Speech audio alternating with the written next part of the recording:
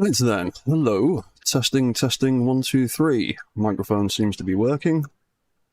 Everything is in the green. Right. How are we all then? Dread Mechanic back for a little bit more Space Engineers 2, while we continue to wait for the next content update, which should be here hopefully very soon, because I want those rotors to play with. So, who have we got in the chat so far? What the Sigma. Hi everyone. Hello, What the Sigma. How are you doing? Right, so, we have been slowly building up bits and pieces of a base on the Skull Mountain, on Chemic. And today, we are going to continue with this project over here, which is the warehouses where I am hopefully going to start building some survival mechs in the near future. The main tower bit in the middle, I'm kind of leaving that for now until I get some more decorative blocks to play with and fill it with things. I need some computers to put in that tower, and at the moment all we've got is a control seat, so that's a bit dull. So last week we mostly built this warehouse. There's a few windows that I need to finish off up there, but I also need to go and get some more silicon at some stage today. And the next thing I want to do is build another warehouse right next to it, slightly bigger and slightly wider, for building some larger scale mechs. Because this one I'm intending to use for building smaller things, like little bipeds and little spider mechs and multipeds and things. Obviously the roof won't allow anything too tall to get built in there. Whereas next to it I want to build a much bigger one for building possibly armoured core or Gundam sized mechs. So, I think we'll start laying out some bits for that. So what do I want? I want that colour, and I want half blocks, because they are considerably cheaper than making all the floor out of full armour blocks. Where is the half one? There it is. Right. So, how big did we make this one? 1, 2, 3, 4, 5, 6, 7, 8, 9 blocks across. Oh, that's a point. I have been working, I think. Yeah, there we go. There is one of the... In fact, there are 2 of the images I've been using as a sort of rough inspiration, particularly this one here. I want to make something kind of like that, as like a little above-ground workshop. So, we are going to make another warehouse here. Now, I want there to be a little bit of a gap between the 2 buildings. Now, how big do I want the gap to be? Then again, I'm still thinking in Space Engineers 1 terms. I can actually get stuff much closer and not have to worry about not being able to fit details in between the buildings, so we might actually just go with a 1 block gap and see what that's like. Oh, hey Aya, how are you doing, man? Streamlabs still doesn't seem to be throwing up content creators' links in the chat, or maybe that's just my chat box. No, Streamlabs are still being stupid and not dropping in people's links. Okay. Anyway, how are you doing, Aya? Right, so, the other one was 9 blocks across. I want this one to be a bit bigger. Oh, load spike. 1, 2, 3, 4, 5, 6, 7, 8, 9, and 10. We'll go 13 across. Oh, hey, Arkville. How are you doing? There's an invisible rock there, isn't there? Whenever you can't place a block, there's always an invisible rock. There we go. Oh, I hope that issue gets addressed at some stage. Invisible rocks are annoying. Right, so that's 1, 2, 3, 4, 5, 6, 7, 8, 9, 10, 11, 12, 13. 1, 2, 3, 4, 5, 6, 7, 8, 9, 10, 11, 12, 13. What's going on there?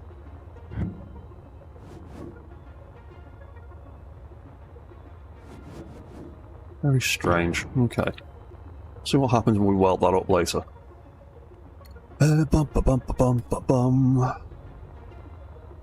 World sake, lav spikes are scary. A little bit, yeah, because sometimes it crashes the game.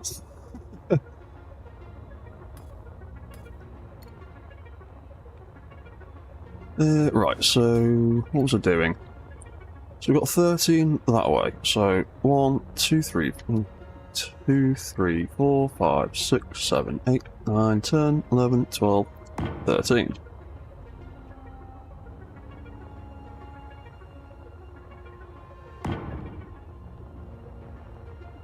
Nope. Internet signal going a bit weird. Are you going to come back to us, YouTube?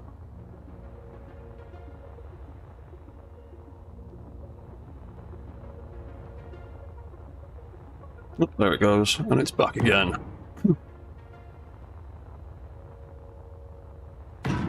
Right, so I haven't been able to completely solve the issue of my internet signal cutting out occasionally, but I do seem to have hopefully solved the issue of YouTube disconnecting. So, if it does cut out, just be patient, it should reconnect again. Right, so that's going to be 13 across. What did we do with that? 1, 2, 3, 4 high on them. Yeah, my internet's been very, very patchy since the end of last year, when my internet provider decided to merge with another internet provider, and now collectively all of their internet connections are crap. Yes, I did turn off the auto stop. That was one of the key things that I noticed, and it's really annoying because I can't seem to find a setting to have auto stop just off by default. I have to manually remember every single time I set up a stream to turn that crap off. It's very, very frustrating. I'm not a fan of the auto stop feature. I can't imagine any situation where that would come in useful, other than just killing your stream. 1, 2, 3, 4, 5. Let's say 6 on this one.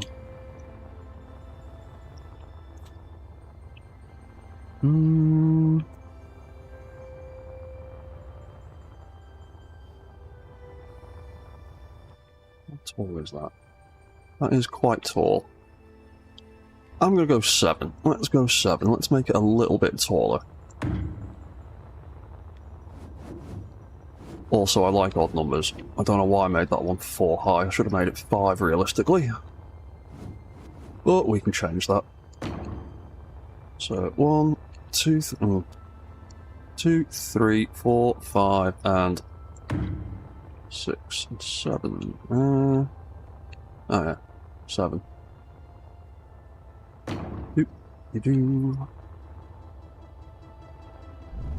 Yeah, won't be too bad. Oh, I'm gonna have to go and recharge again in a minute. So 1, 2, 3, 4, 5, 6, and 7.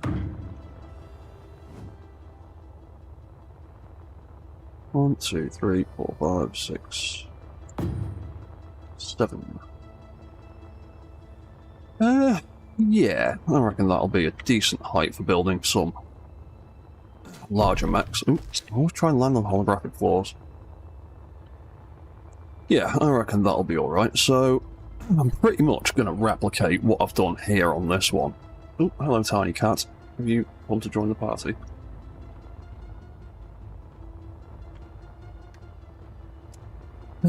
Yeah, so I'm more or less going to replicate what I've done there. And just make a bigger version.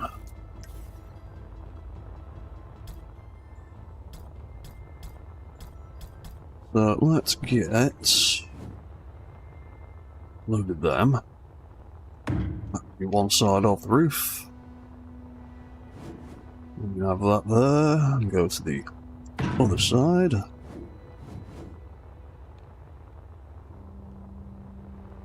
And I'll just fill that all in.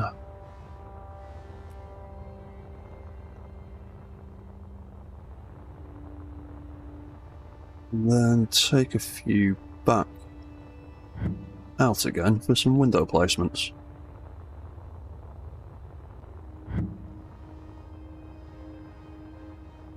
We'll have one in the middle as well. Yes, Mum, I'm gonna go and get some more energy now. Don't worry. Oh, hey Marcus, how are you doing, mate? Right. Yeah, I can't wait until we get more functional block tools, because yeah, I'm pretty much decided I want to turn this little badger into a welding ship. I think he'd be much more useful in that capacity. But we still don't have functional welders yet, so that's a pipe dream for the moment.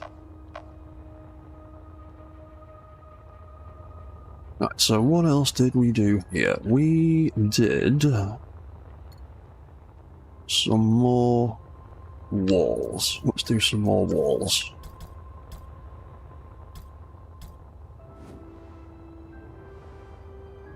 But let's get some symmetry mode on the go to make my life easier. Right, symmetry mode.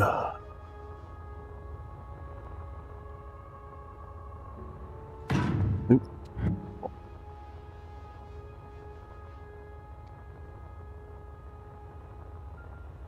Oh, hello.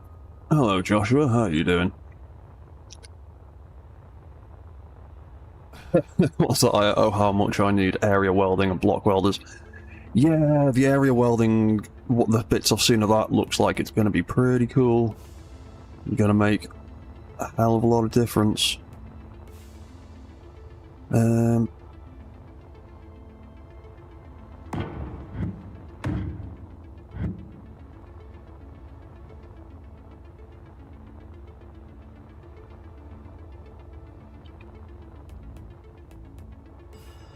Why am I being stupid? Why won't symmetry mode work?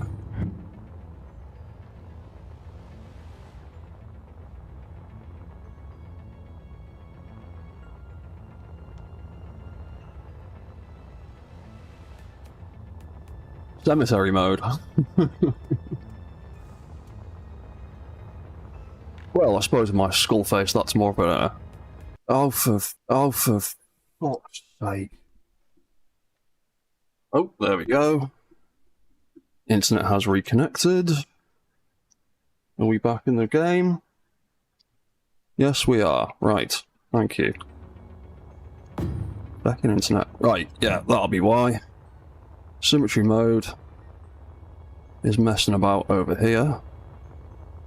For some reason. I thought I'd separated these grids. I can only do one grid at a time.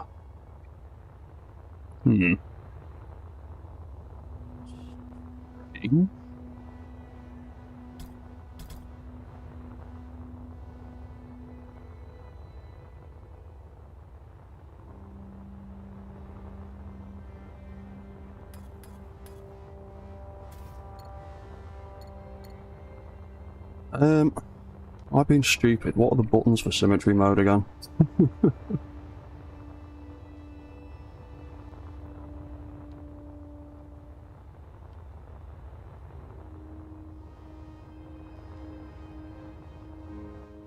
Oop, that's the wrong button. That was also the wrong button. What are the buttons for symmetry mode again? I haven't played Space Engineers 2 in like a week, and I haven't used it in a while. Advanced controls. Voxel grid. What are the symmetry settings? Oh, control and T. That's why.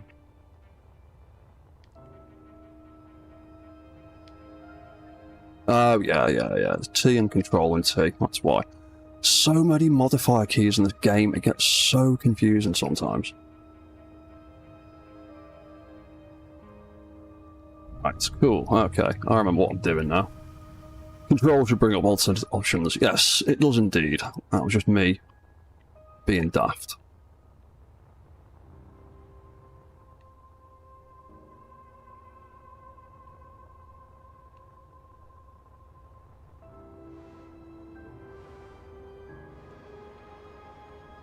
Right, okay, there we go. That should be what I want.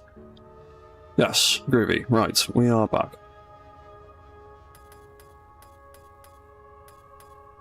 Do-do-do-do-do. There we go. Groovy. Right, so we're going to replicate that pretty much and just make a bigger version. So we'll have a window there, and a window there, and there. Fantastic.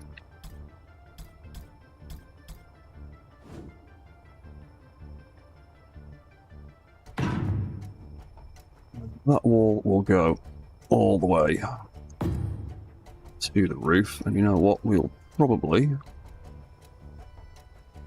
just go straight across there like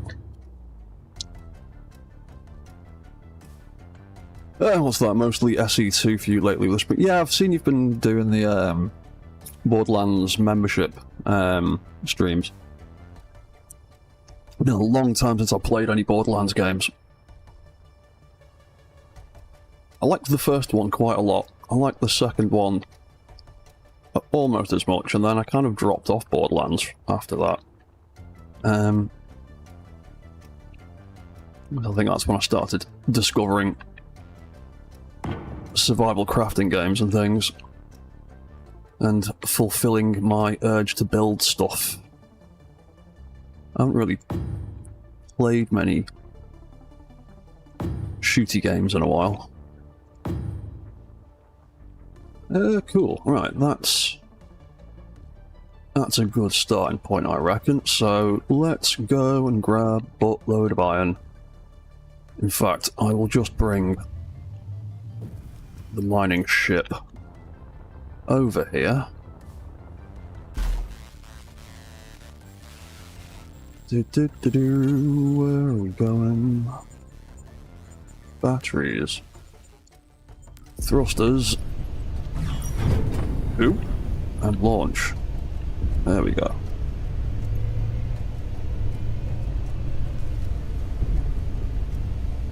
Right, how much iron have you got in you? Oh, I took all the iron out, didn't I? Because I'm an idiot. Oh yeah, because I was going to go and do some stuff, but let's put that iron back in it for now. And use what we can. So, still need a name for this ship. Iron.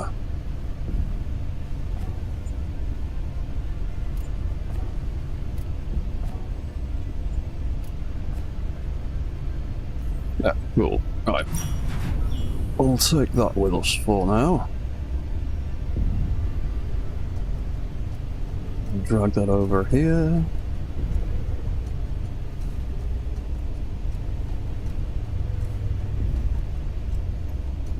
Yeah, I should be able to build some decent-sized robots in there when I get the blocks for it eventually.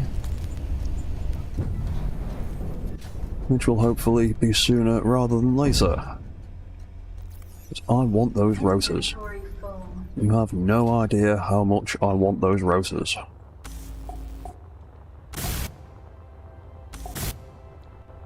And you know what? I'm just going to weld the whole floor in here up. We're going to need to go on another resource hunting mission in a minute anyway, so let's get this floor built. As time consuming and tedious as it is, welding up iron blocks. Inventory full. Really hope we get some balance passes on the resource requirements soon. Everything's just a little bit too chunky still. Oh, what's that? You love 2 and 3. Just wanting an FPS, it's always fun to loot goblin. Yeah, totally. Totally, what do you mean obstruction detected?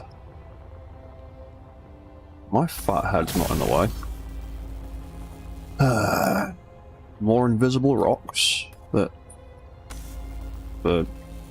Oh, right, yeah, right. That is the troublesome block from earlier, isn't it? Everything else around you can get welded up. Why can't you? Is there still an invisible rock in this gap? Yes, there is. Of course there bloody is. Oh no.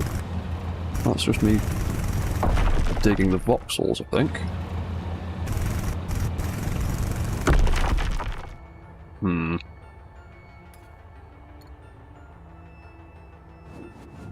Oh game, why can't I put a block in there?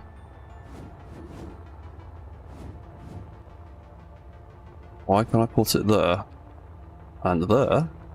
And there? But not in the gap.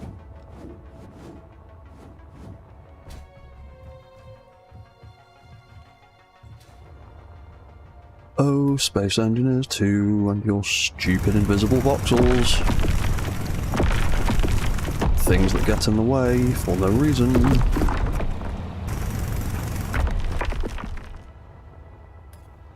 Because now I'm going to have a hole right in the doorway to my warehouse. Literally, right in the middle. Or slightly offside. Why? Why? Why is that a problem?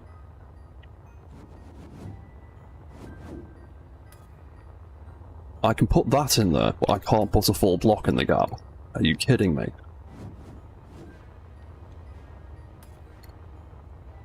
Oh, Space Engineers 2.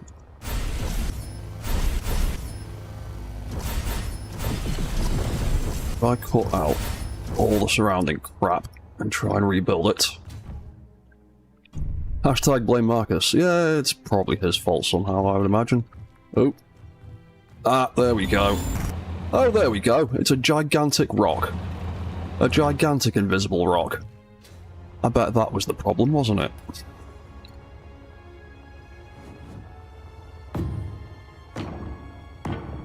Oh look, and now we've got another problem. In a different place. I hate this terrain litter so much. It looks nice. It's a good idea in theory, but in practice, it is an absolute nightmare when it comes to base building.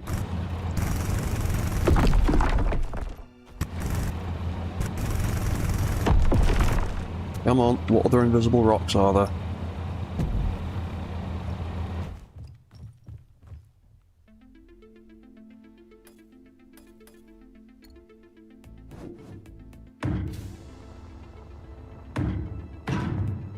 Finally! Right. Oh.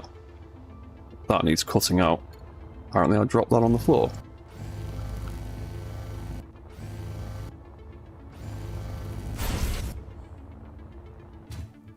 Just forces you to make bases on stilts. Yeah, it pretty much does. That's kind of why I ended up building that one on stilts, because I got sick of the litter on the floor, but I wanted to have this one actually on ground level. Obstruction detected, yeah, it's my stupid feet. Right, there we go.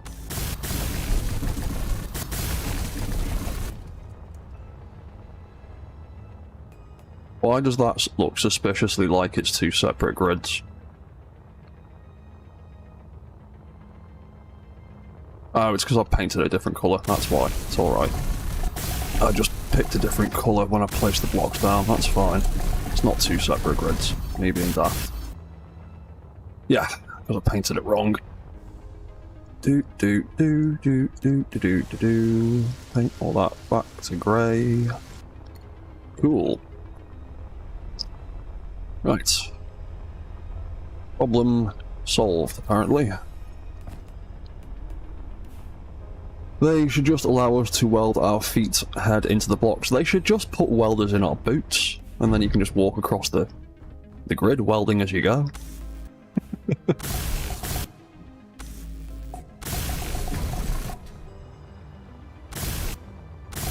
I know a few welders, they're all mad bastards, they'd probably be up for something like that.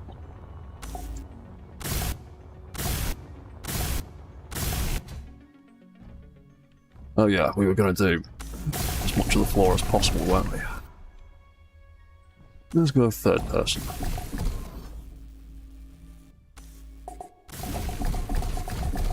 Although it does make it slightly awkward to... More awkwarder? Awkward is not a word. Slightly more awkward to weld. Oh, you've not got enough material.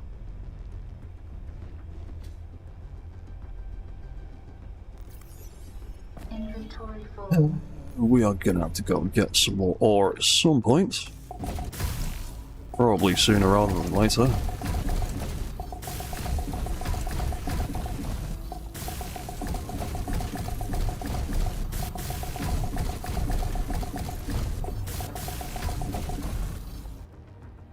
It's going to take quite a bit of iron to do this floor. Inventory full. Inventory full.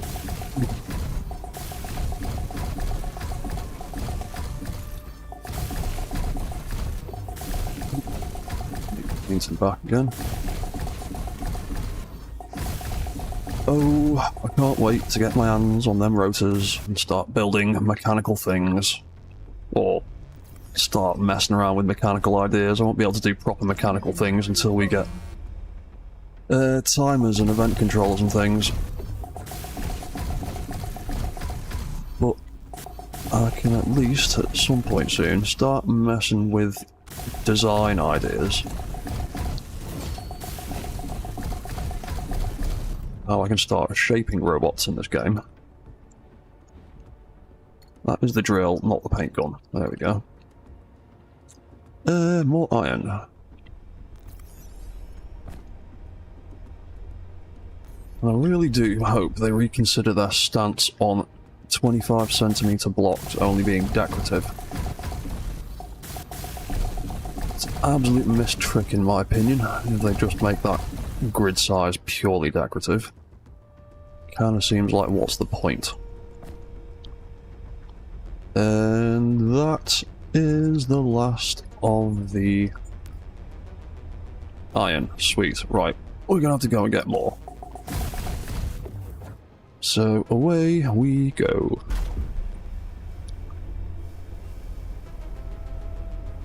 What's that? Ah yeah, you're contemplating if you want to post your modular station in the new VS 2.2 world, or just...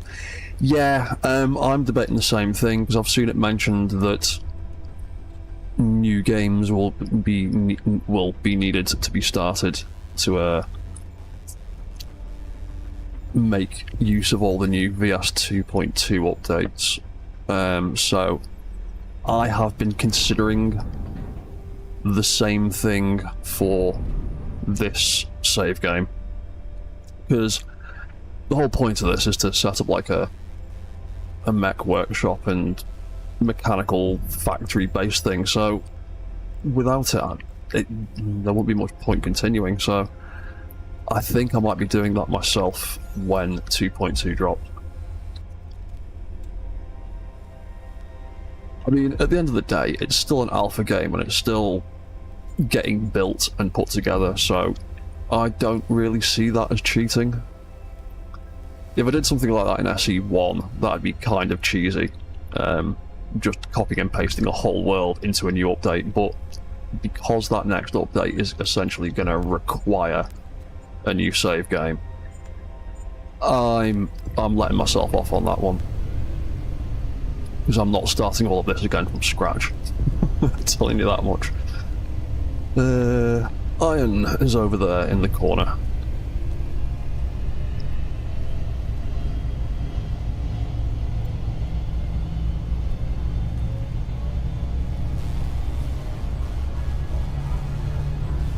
Yes, I'm not sure how that new update is going to be applied, but if it requires new save games, it must be a bit of a chunky overhaul.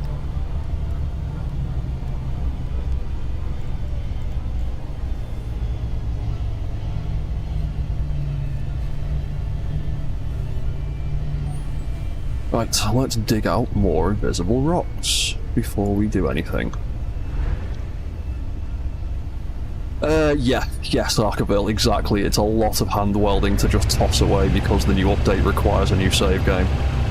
Yeah, I'll most likely be just copying and pasting what I've got of this base so far into a new world when 2.2 arrives, because yeah, I'm not abandoning all of that hard work, not a chance. Stupid invisible rocks. Where are you? There you are. That's one. No, there's another one here somewhere.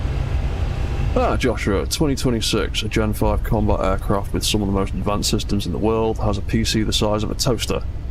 SE Future, a logic light switch is 1/3 the size of a car. Yeah, small grid equals functional. Yeah, you see, that's my other thing. There's in SE1, in terms of functionality, there is no difference between a large grid timer and a small grid timer, other than the resource cost. Functionally, they are identical. And it would make so much more sense to have 25cm logic blocks, because then you could then pack in tiny little advanced computers with all sorts of functionality into much smaller places, where I swear to God, if they give us timer blocks that are essentially the size of a large grid block, I will scream, because they are pointless. Even in SE1, I basically never ever use the large grid event controllers or timers. I always use some subgrid shenanigans to put the smaller blocks onto the grid somewhere, because they just take up so much space for very little benefit over the small grid version. And again, if you're going to give me an even smaller, tinier grid size to play with, I want it to be just as functional as the other grid sizes. Because again, making 25cm blocks purely decorative is absolutely pointless in my opinion. If it's only going to be decorative, you may as well have not bothered. I want it to be functional, I want it to do stuff. I want tiny timers, and I want tiny robots, and I want tiny rotors.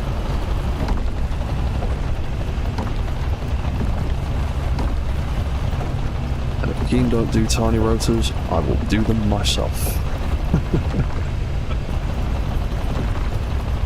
Kind of the reason I've been teaching myself Blender at a casual pace recently. Because we're getting closer to those rotors and hinges.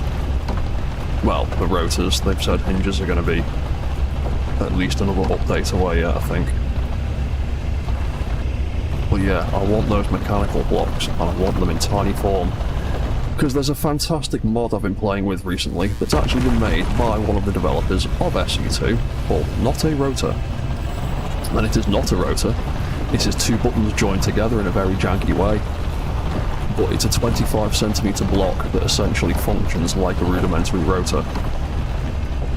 So the rotors can work in 25cm sizes, so there's no reason why we shouldn't get them. Also, 25cm pistons, they'd be really cool, having tiny little pistons to do things with. Yeah. It just seems like a misstep in my opinion. We need those tiny blocks. If the current... What's that, Marcus? If the current implementation tracks, then there should be several sizes of all critical blocks. Yeah, you see, the thing is, that is my opinion, but I've seen Marek state in person, in interview, that the 25cm blocks are purely decorative. And I just think that's a really, really, really daft idea. It's a really, really missed step. So I think Marek needs to slightly adjust his plan for SE2. Right. How much iron have we got now then? We'll go up to... Yeah, we'll grab 30,000. That'll do for now. And seriously, how practical are hinges that are larger than coffee cans? They work, but we don't make doors the size of fallout shelters. Yeah, well that... 25 centimeter gyros. We haven't got 25 centimeter gyros. We've got 50 centimeter gyros.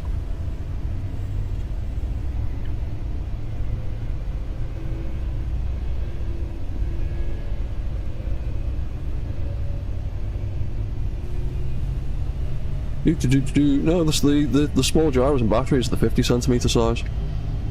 I'm pretty damn certain. Because that's another thing I want on the list is 25 centimeter batteries, gyros, and everything else, basically. Obviously things like production blocks, like assemblers and refineries and stuff like that, I couldn't care less what size they are. That's all for base building, but when it comes to the dynamic grid stuff, like gyroscopes and thrusters and power supplies and stuff, I want basically small grid versions of everything. I mean, a 25 centimeter reactor is probably a little bit stupid and a little bit cheesy, but considering we have batteries in the modern day that can be basically as small as you like and hold all kinds of charge, I can't see why we can't have 25 centimeter batteries. What's that? You want a 25 centimeter block welder? You're tired of massive robot arms and welding rigs. It's crazy we cannot move all parts through small conveyors. Yeah, that's another one of my gripes with SE1. Is the kind of arbitrary-ish seeming approach to what can fit through what. Like SE1, for example, a rocket won't go through a small grid connector, but an artillery shell will. Sorry, an assault cannon shell will. And they are basically the same size.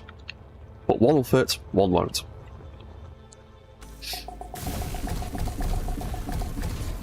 Yeah, I kind of just wish everything fit through all grid sizes. The whole small grid, large grid tube thing kind of annoys me.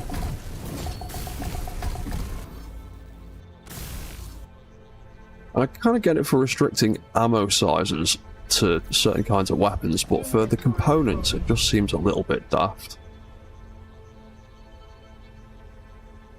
How much power would a 25 centimeter square battery pack hold? Well, a 25 centimeter square battery pack's not too much smaller than a car battery. So, how much power can you get in a car battery?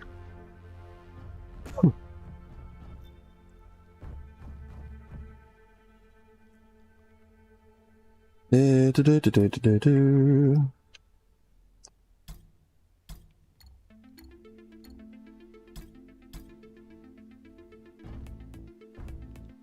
mean, yeah, 25 centimeter battery, that's actually not about the size of a car battery, it's probably about half the size of one, but that is still considerably bigger than the battery you'd find in a laptop or a phone or something like that, so you get a small amount of charge in it.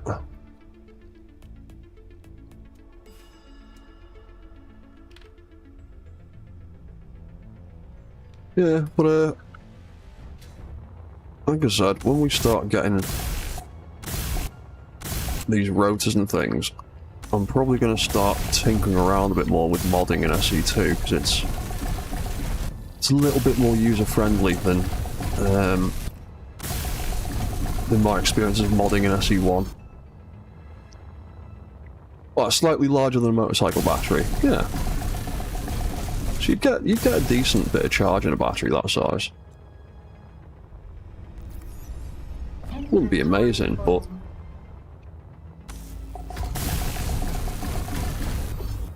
and even then, 25 centimeter batteries, I'm not massively fussed on them. Because I've got the 50 centimeter ones, I can build around that, but mostly the 25cm mechanical blocks I want. Because I want to build tiny robots. I want to have Inventory tiny moving parts.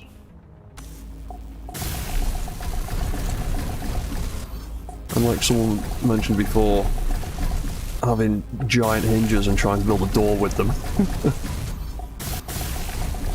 If I want to just build a little, like, a hangar door that could swing open, a little 25cm hinge here could be quite discreet.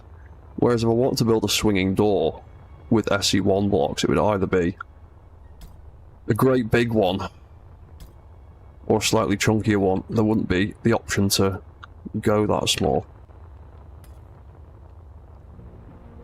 Oh, what do I need? Need more iron. Ah, no worries, I'll see you in a bit, dude. You're off. Good luck fighting off Ghost Bolden. Yeah, I will, man. What's that, Josh? You would not mind a large grid computer block if it could have as many timer events, data storage as we desire. That is effectively what programming block is, but we need something that allows basic logic without taking up space. A lot of us are not programmers. Yeah, I mean, if the large grid logic blocks had extra functionality to them, like being able to trigger like 2 or 3 sets of events at the same time rather than just a single one, I'd see a bit more benefit to them, a bit more use to them. But the large grid timers, I just never ever really use them. The only time I ever really use them is if I'm building a base and I want something to be a bit decorative as well as functional. inventory full. But most of the time I will just find a way to build a small grid computer somewhere. Because usually the things I'm doing with timers are more complex than just a single timer. And if you start trying to do complex stuff with large grid logic blocks, you very quickly run out of space.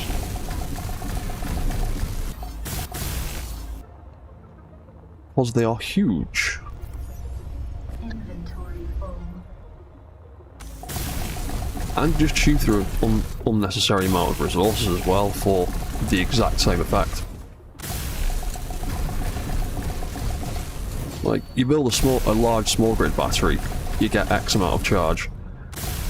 You build a large grid battery, you get more charge, more output, more storage. There's literally no difference in the timer blocks between large and small. What's that? Honestly, Switch idea could possibly double as event blocks. Yeah, I suppose so. If a large grid computer could run more than one script at a time, that would be fantastic. They could make the 2.5 meter automation blocks function like 5x5 cube of 50cm blocks. But with unified grid, we can just make a 5x5 cube of yeah, well that's the thing. With the new grid system, we can just bunch a load of stuff together, blueprint it, and then presto, you've got a computer blueprint basically ready to go. SE1, it's not as easy as that. Yeah, there's a few blocks in large grid in SE1 that I just never use because there is no benefit to them.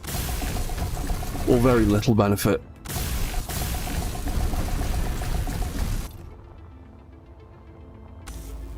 Like, there's a slight bit of benefit between using large grid and small grid torque controllers, because the torque controllers have an extra 200 meters of targeting range, I think.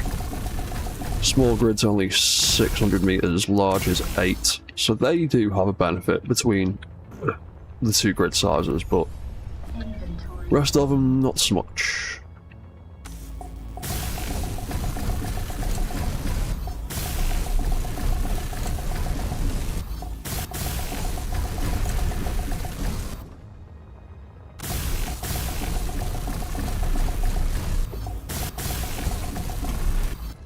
And that is almost all of that iron. And we got half the floor done, so another 30 tons of iron, and we might get the other half of the floor done.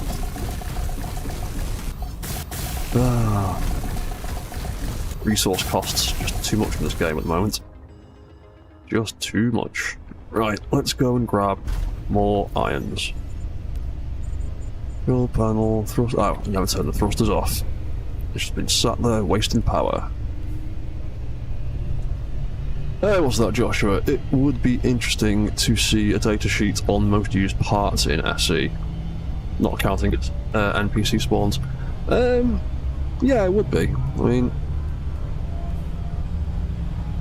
I imagine thrusters and things will be fairly close to the top of that list.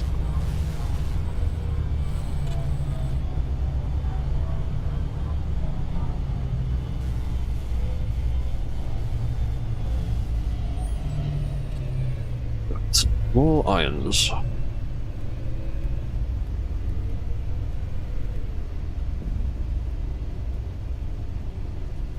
Let's dig out a wee bit more of this hole, see if that's going any further into the rock.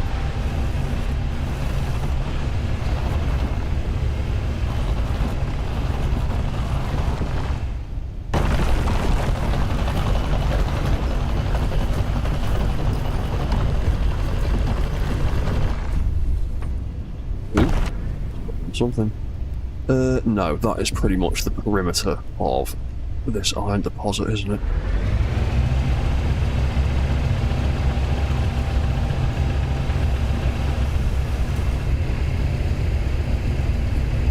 That out before it turns into a horrible dim voxel.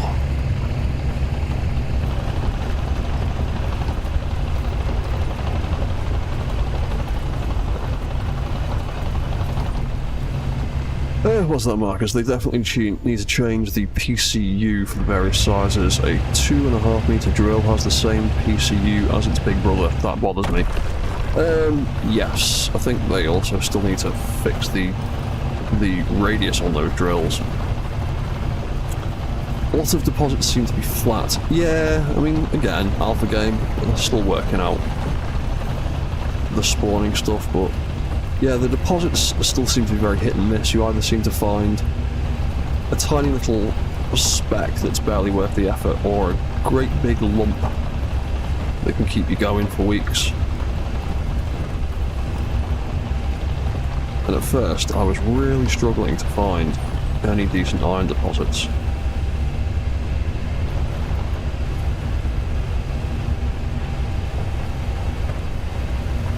But I seem to have found a few now.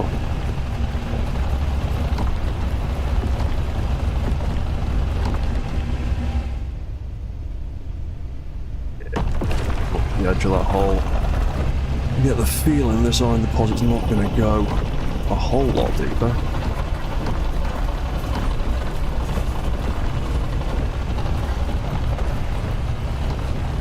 We'll see what else we can get out of it while it's still here.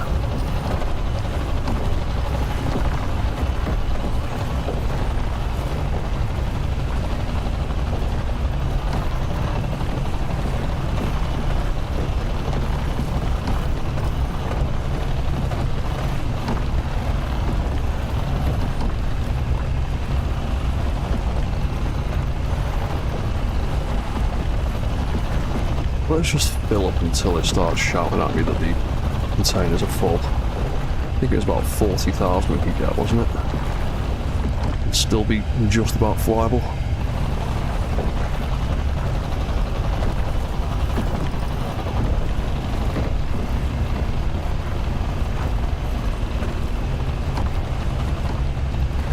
I also hope we get cameras in the next update.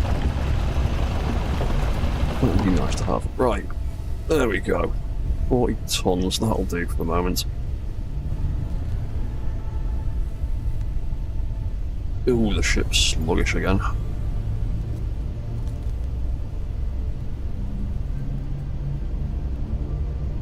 Right, hopefully this will get us enough to get that floor finished.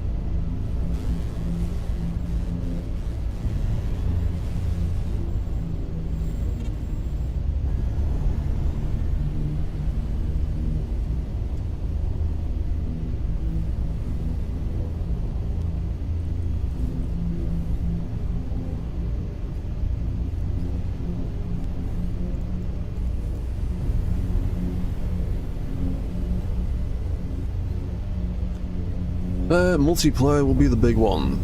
Co-op will radically change us. Yes. When co-op and multiplayer become a thing, I think that's when probably a lot more people are going to start jumping into the game a bit more frequently and a bit more seriously. Because at the moment, it's mostly just tinkering about by yourself. Once you can play with other players, even if the gameplay itself is a bit lacking still, I think the ability to engage with other players will help that situation a bit. Oh, for God's sake, mirror mode. I was certain those are separate grids and it's now made. Some floating walls over there. I'm sure I took that off. Oh well, I've got floating walls over there. I'll go and delete them in a minute. Mirror mode. Still has its issues.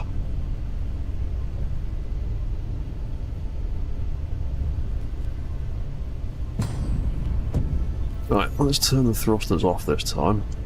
Not waste a load of power for no reason.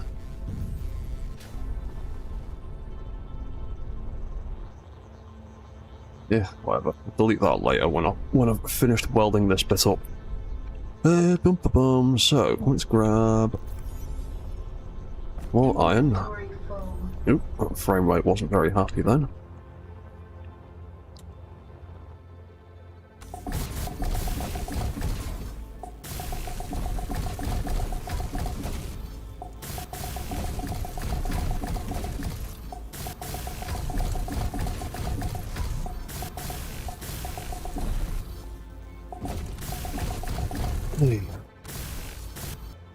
So, I think when rotors finally become a thing, if we get some reasonably sized ones, Inventory full. one of my first mech projects might be trying to build the good old Tachikoma, pretty much my favourite robot of all time. I'm hoping we get some slightly smaller rotors for that. If we only get 50cm ones for now, I can deal with that. I'm hoping we get that. I'm hoping we don't just get the gigantic 250cm or the 2.5 meter size blocks that I've seen. Really hoping we get something a bit smaller too.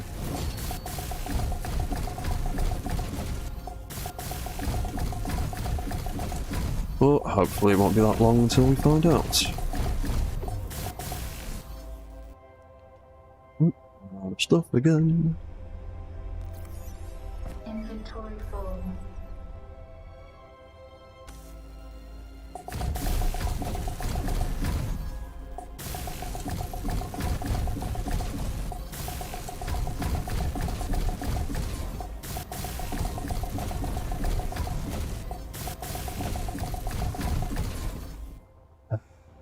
Hand welding, so boring and tedious. Can't wait for those area welders to be a thing. I'm also curious how they're actually going to work.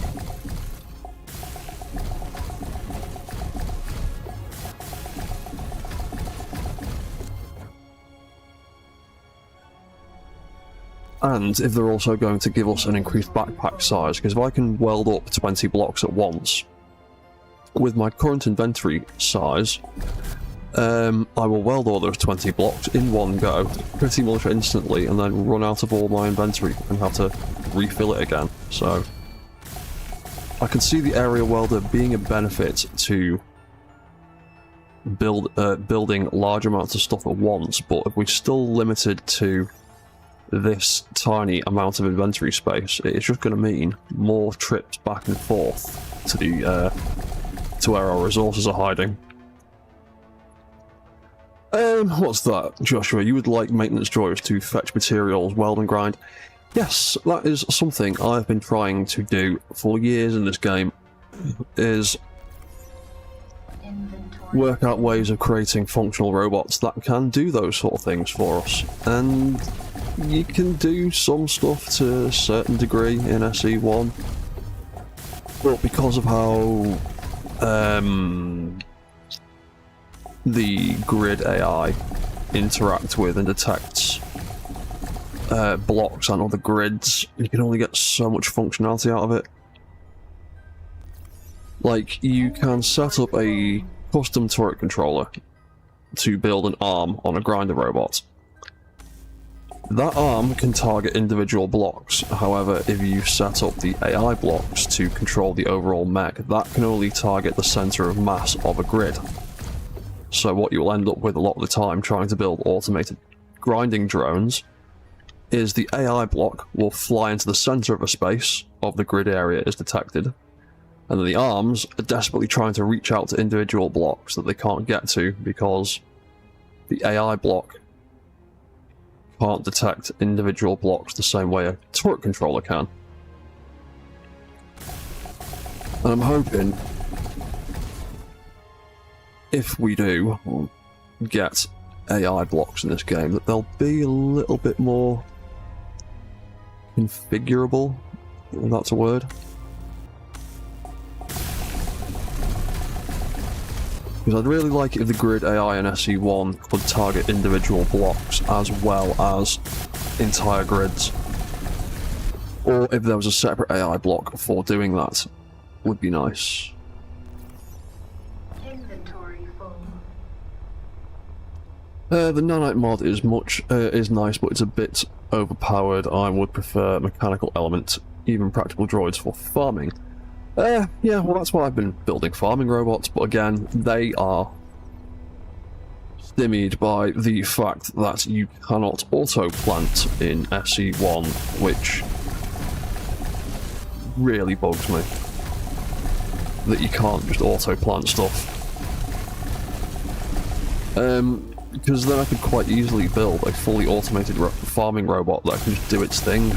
I've designed several now that can quite happily harvest and deposit resources when those resources are ready to go, but I have got no way of manually planting them again.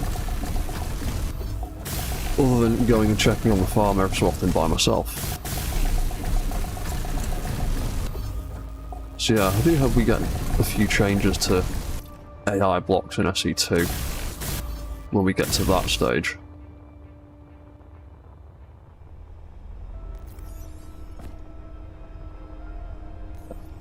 This little bit of iron is not going to be enough to cover the floor. So what's that, about 70 tons of iron I've put into just this floor here? No, 80?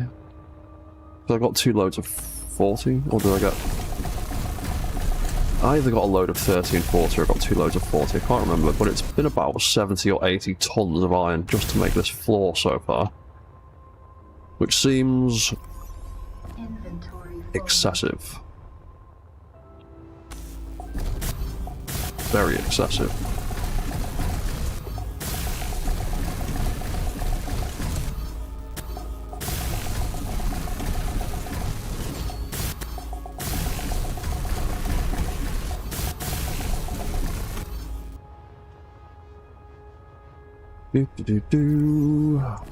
We are very quickly running out.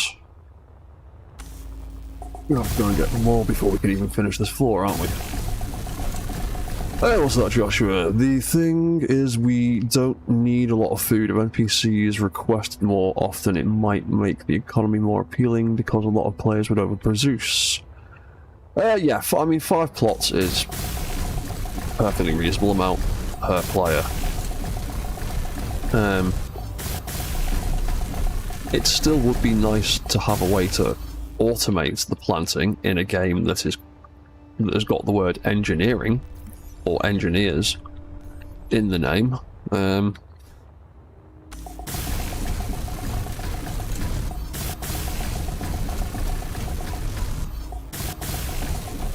yeah, I mean, that's just me. I'd really like it to be capable of being fully automated.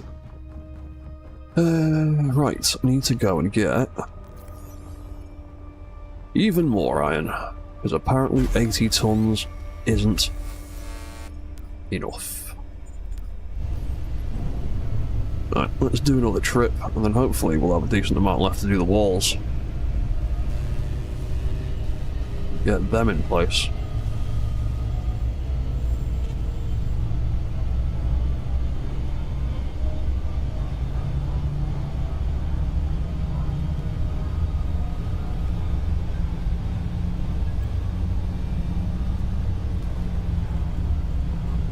What time are we on? Just past an hour.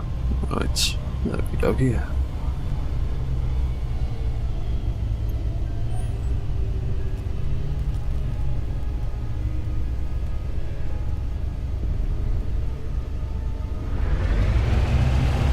Oh yeah.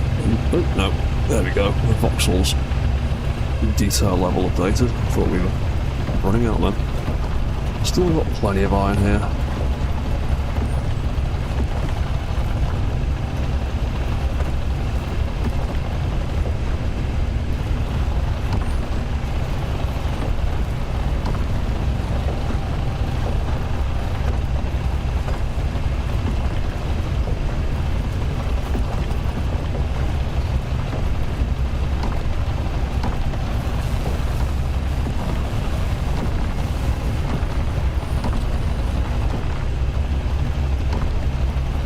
Another thing I've been wondering, when these subgrids become, well, when the mechanical blocks become a thing with the next update, are we also going to get the share inertia tensor mechanics? Because they, in SE1, they are the share inertia tensor feature is quite invaluable to building complex mechanical stuff, but I believe it's sort of a workaround to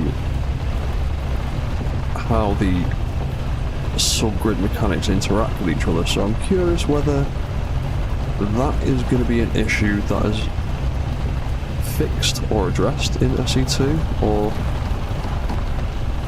whether we're still going to have share inertia tensor, because we get subgrid mechanics and they're nice and rigid, and there's no need for it, but if we end up with the same flappy subgrid chain issues that SE1 has, then it will most definitely need to be a thing. And I'm just curious whether that is a thing already or not. But again, very near future, we should hopefully find that out.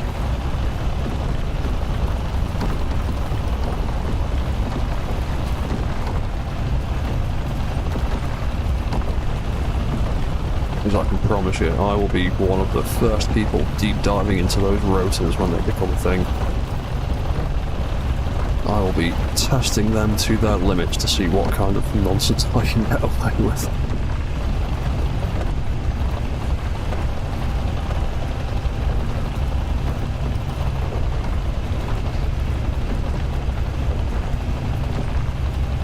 Really looking forward to being able to build something other than just a single grid. Single grid builds don't really interest me that much. If I can't put flappy bits or moving parts on it, it's just not that much fun for me. Need those subgrids. Oh, there we go. Inventory full. That will do. Yeah. Just poop out the excess ore like you usually do. There we go. I wonder where that ore is actually coming out of it. Getting forced out of a port on the side of one of the containers, or is it coming out of the drill?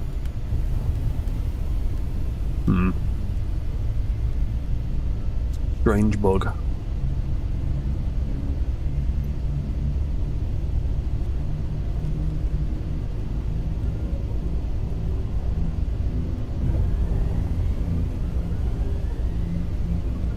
Right, so if we'd be able to do a little bit of the floor now, get that finished off.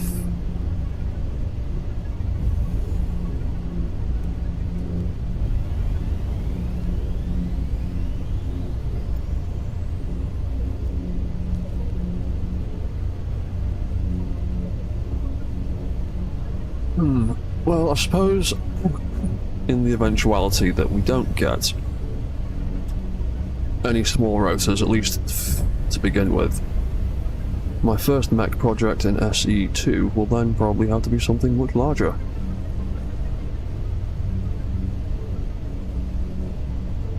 I'd also like to see it, I've been saying it for years with SE1, I would love to have a 3x3 large grid rotor and hinge, like we have in small grid, because sometimes I want to build something truly massive, and the large grid rotors and hinges we've got seem a little bit small. So yeah, something I've always wanted is 3x3 large grid mechanical blocks. I'm hoping we might get that in this, and again, if not, I will deep dive back into Blender again, and I will figure out how to make the damn things myself. I sat there for a week or two and figured out how to make this costume and how to make my skull face, so I will figure out how to mod and model blocks as well if I have to. What's that, Joshua? You would like to see improvements to the merge block.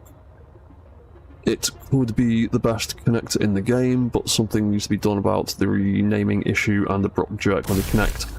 I don't know if anything can really be done about the renaming issue, because it's because of the exact way it works. It is a merge block. It is merging two grids together into one, and then when they separate, it just assigns the new block just a really generic name. I'm not sure how you would get around that. And again, the jerkiness is again an element of it merging two grids together. The only way you're going to get rid of that jerkiness is if you get your grids perfectly aligned first. It's not like locking a mag plate in place. The mag plate will lock here as well as it will lock here, whereas a merge block has to be perfectly in line with the center to do its thing. So you're always going to get that jerkiness. Inventory full. To be honest, I very rarely use merge blocks. The only thing I really use merge blocks for is missile systems,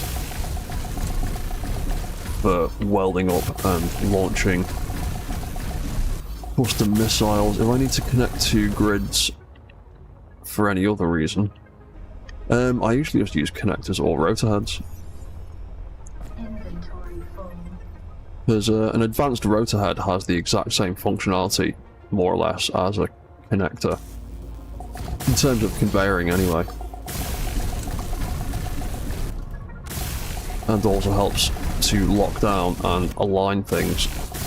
So a lot of the time I end up using advanced rotor heads for things like that.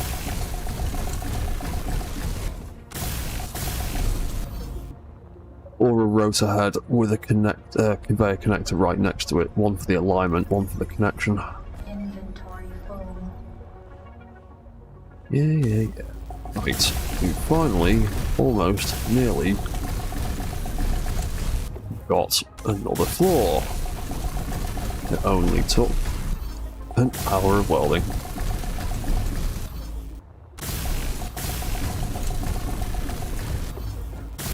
Yes.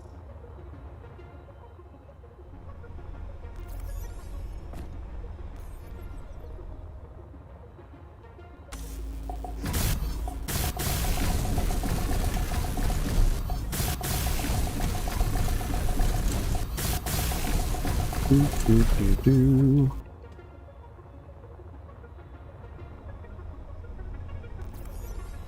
Inventory full. Oh, I can't wait for that 2.2 update. It is going to make this game quite a bit more interesting for me.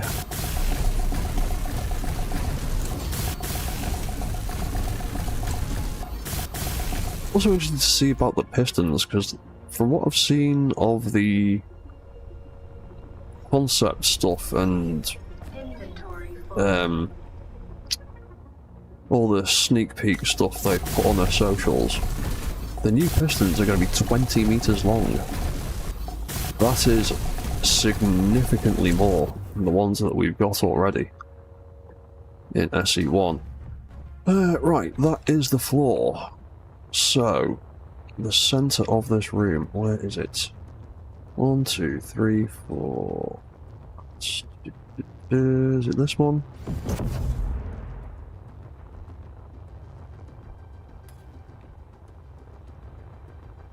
One, 2, 3, 4, 5, 6, 7, 8, 9, 10, 11, 12, 13.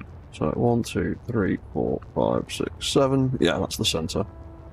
1, 2, 3, 4, 5, 6, 7. Yeah, cool. Right, so that's the center. That is the one that's going to get cut out, and that will be a rotor platform eventually with a piston and some other stuff. So we can move around and manipulate the mechs that we build. But for now, we're just going to pop some placeholdery stuff into it for the moment. Because I don't even remotely have any of the blocks that are actually going to live here. So that's going to represent what will eventually be a little piston for building stuff on.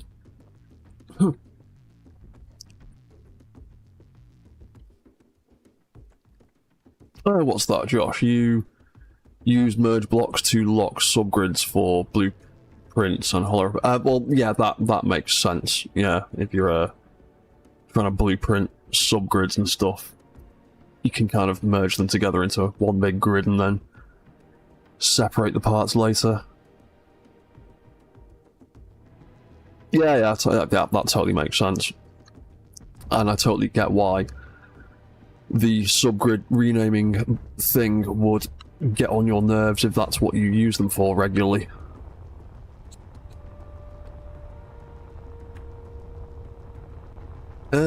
Right, so that'll be the center of that. We can now think about doing these walls.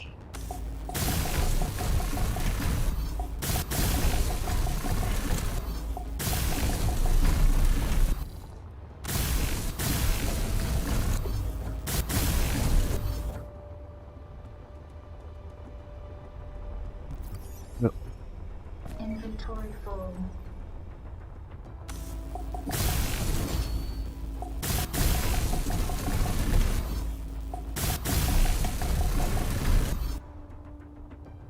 Right.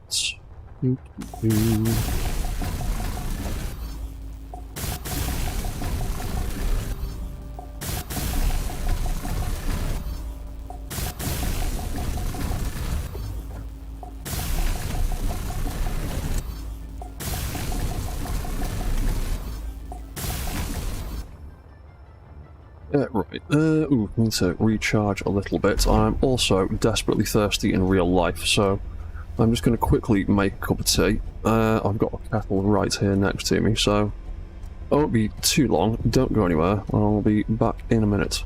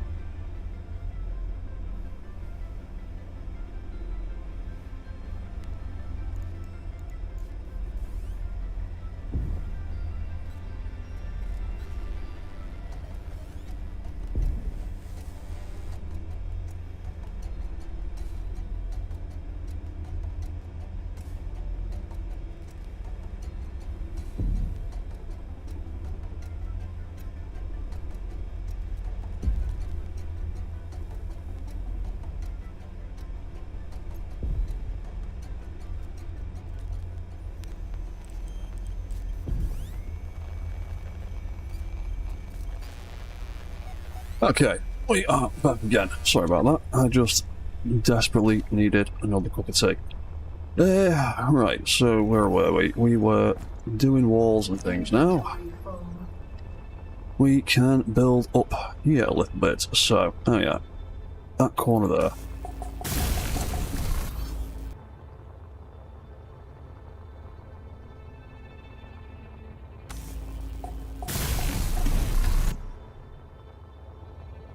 Oh, it'll be a lot better when we get these area welders.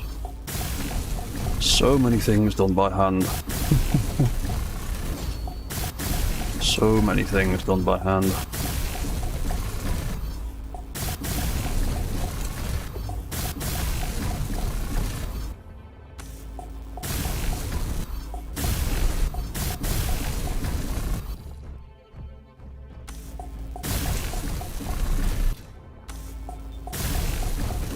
Yeah, I need to spend more time building an SE2 and really getting to grips with how all the blocks and things can... Hello, other cat, barging through the door like a belligerent little dog. Hello.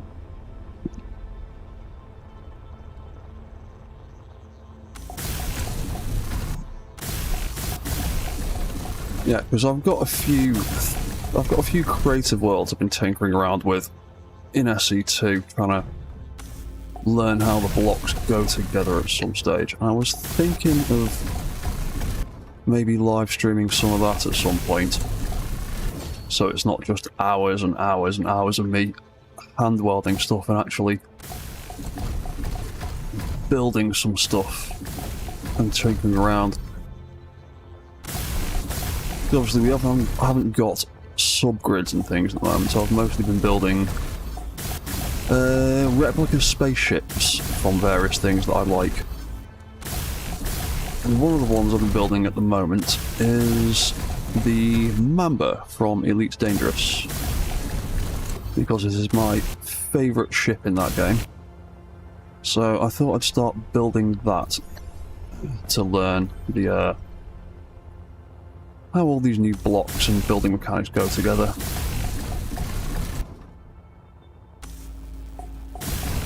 And yeah, it's still mostly just a husk of a ship at the moment. I'm still figuring out all the shapes and then trying to figure out how to do the internals after that and get them all to fit nicely.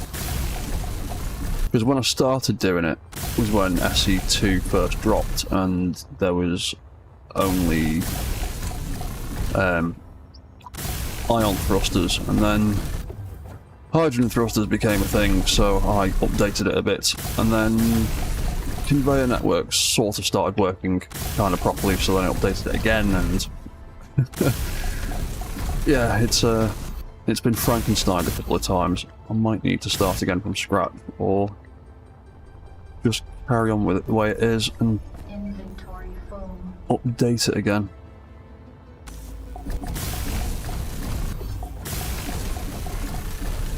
Yeah, I've never been the best at ship building. Ask me to build you robots and I can go at it all day long and give you all sorts of tips and advice on how to build them. Ask me to build a ship or a building and I just kind of end up building bricks.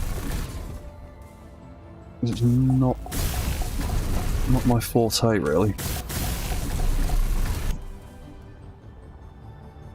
I'm the robot guy, I'm not the spaceship guy. Ooh, the sun is going down.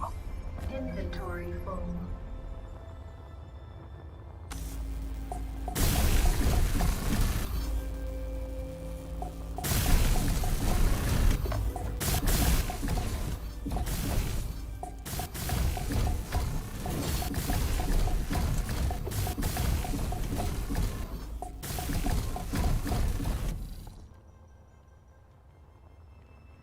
What's this looking like compared to the other one? Yeah, that's not looking too bad, actually. Yeah, small one for small robots. Big one for bigger robots. Hopefully at some point when we get more blocks, I might start trying to do underground stuff.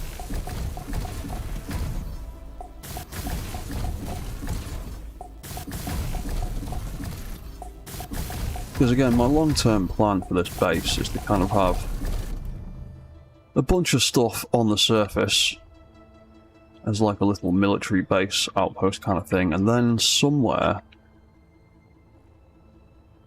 dig into the ground and have a whole underground network of corridors and underground hangars and things.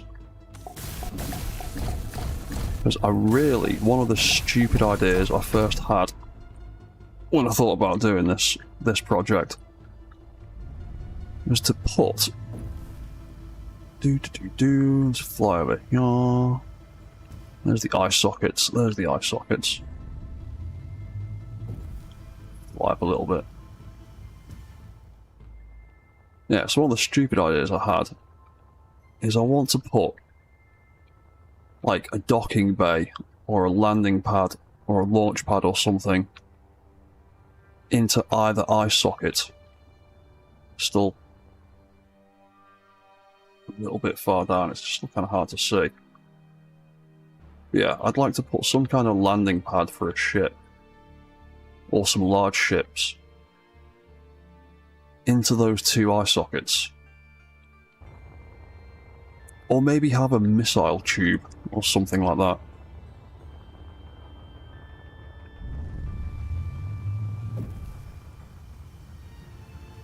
Right. This symmetry mode issue is getting on my nerves. What have I smegged up here with the symmetry mode?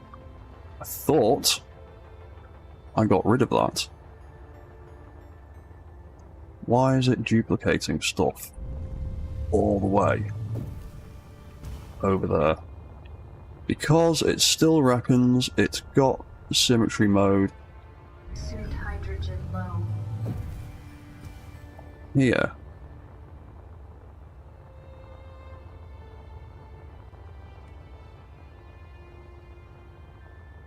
Somewhere?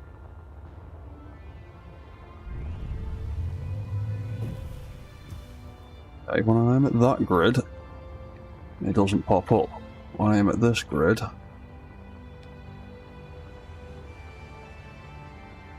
it does.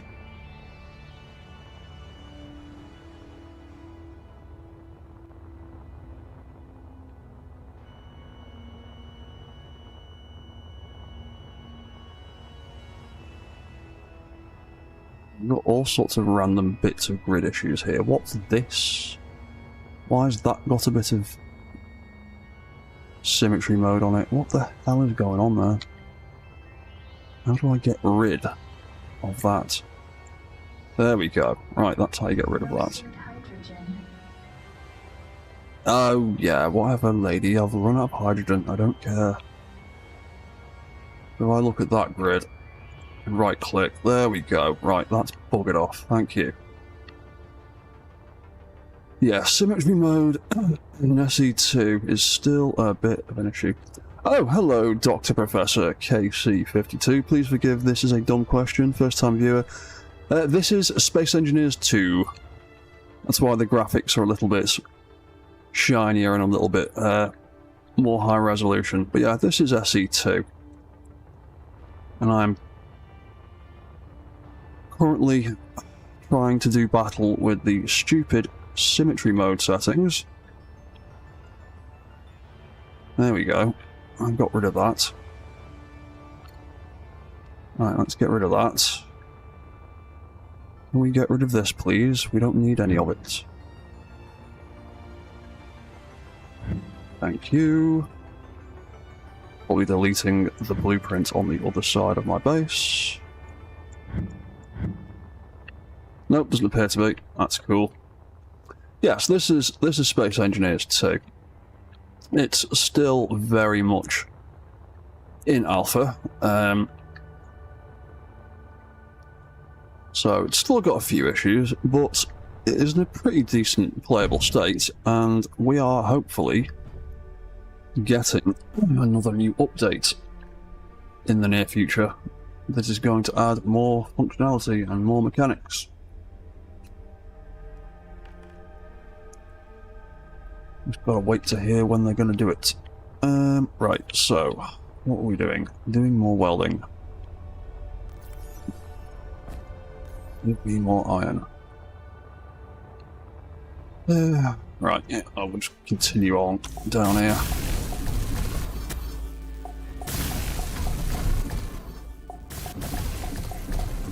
Oh, well. What's that? I can call you Doc or Casey for short. Oh, no worries. Another tuber I watched said you were killing it. So grateful they dropped your name. Oh, thank you very much, mate. Who was that tuber? I'm always intrigued to see who's watching and bigging up my stuff. I try to be as supportive as I can of other YouTubers. I've got a fairly decent relationship with Engineered Coffee and Ira and a few others.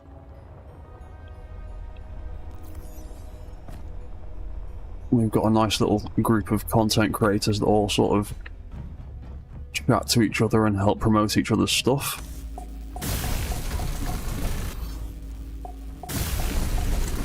But yeah, as far as SC2 is concerned, I'm kind of in a holding pattern at the moment, waiting for the next update. Because I'm kind of the robot guy, and I currently can't build robots in this game yet, so I'm just doing what I can with the mechanics that I have at the moment, until I get the gameplay that I like. Hopefully, won't be too far away. Seriously, you can't... I don't think anyone quite grasps just how excited I am for rotors and subgrids to finally start becoming a thing in this game. Kerbo. I don't think I'm actually familiar with Kerbo. I shall have to go and check them out.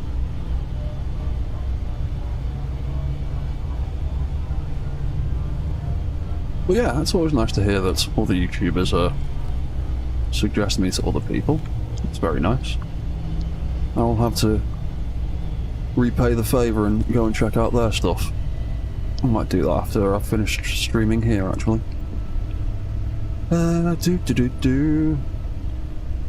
What's that? Engineered Coffee is good as well. I'm sure Keen has you considered in their work. Your stuff is amazing and they'd be foolish. To be honest, on that subject, I have had people from Keen contact me occasionally.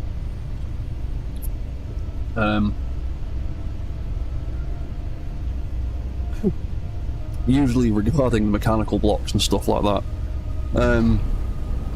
I did get I did get a message a while back before, I think it was before the last SE1 update. I did get a message off one of the developers asking my opinions on making the mechanical blocks stronger and adding extra components to them, and I wholeheartedly said, yes, that is a great idea. Make them stronger, make them more durable. That's one of the big issues that mechanical blocks in SE1 have had for a while, and a lot of blocks in general, but particularly mechanical blocks, is they're very, very cardboardy, very easy to destroy, and then I was pleasantly surprised when the next update dropped and they'd added a load of steel plate and things to mechanical blocks to make them a bit tougher. So they Keen are actually one of the yeah, they're definitely one of the most friendly developers that I know of. They are very they have good sort of public relations with their content creators and their general fan base at large compared to a lot of other companies. There's a lot of game devs that kind of become the kind of soulless corporation type of just not engaging with the player base or ignoring concerns or things like that, whereas Keen are very, very ironically keen to interact with their player base. That's why they always say, whenever you've got any issues or suggestions for the game, jump onto the support site and drop in a ticket, because they actually do look at that stuff. And they do take all of content creators and little cliques and things and little subgroups amongst their player base into consideration.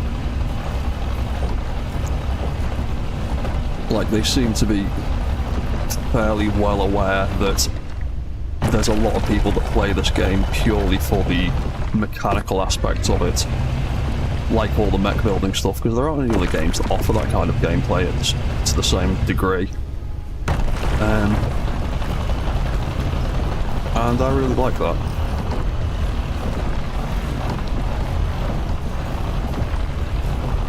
Yeah, Keen are a nice bunch of guys and girls. They've been pretty sound with me, and they've given me little sneak peeks and the occasional bit of free stuff, so I can't complain too much. They have been lovely, pretty much every step of the way.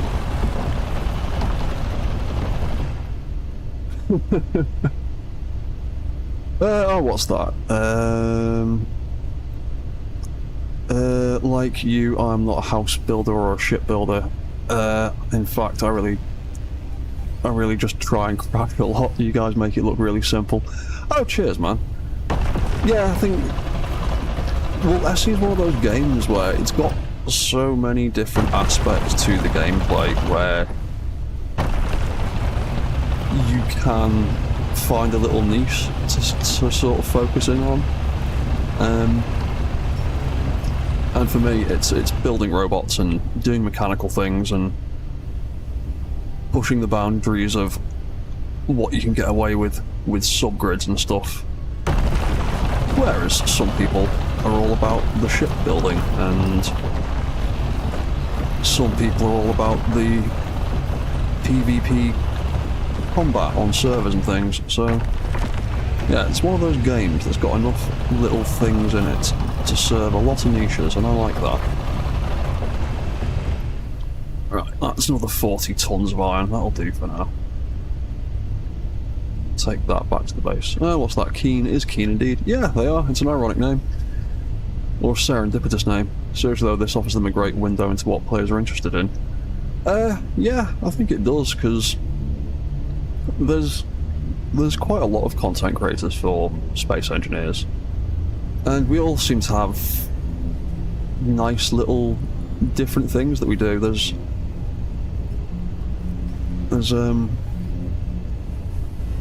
not an awful lot of people covering all the same stuff all the time because there's so many different aspects to the game. Like, there's other games that I play that I follow content creators for, and they kind of all cover the same subject because the gameplay is so narrowly focused that there's only so much you can talk about when there's new updates.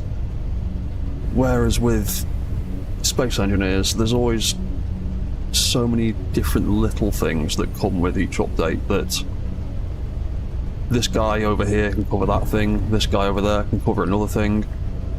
They're all talking about the same update, but they're not all just regurgitating the same information.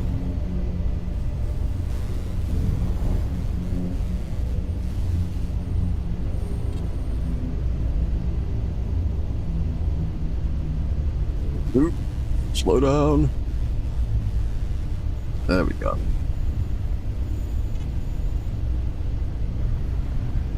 Yeah, I will keep saying it until it happens. I cannot wait to get my hands on these damn rotors. 'Cause I've been playing with the not a rotor mod quite a bit recently in SE2 when I've had a chance to play it. And it is fun, but it is very much a work in progress mod and not nearly as functional as a rotor should be. But it definitely gives you an idea of how they're going to work in this game. Need to grab the actual iron from my thing. I'm also wondering how long it's going to be before we get the hinges, because I've seen them say that it's only going to be rotors and pistons for now, which is pretty much the same as what they did with SE1. The hinges came later. I'm wondering how much later it's going to be.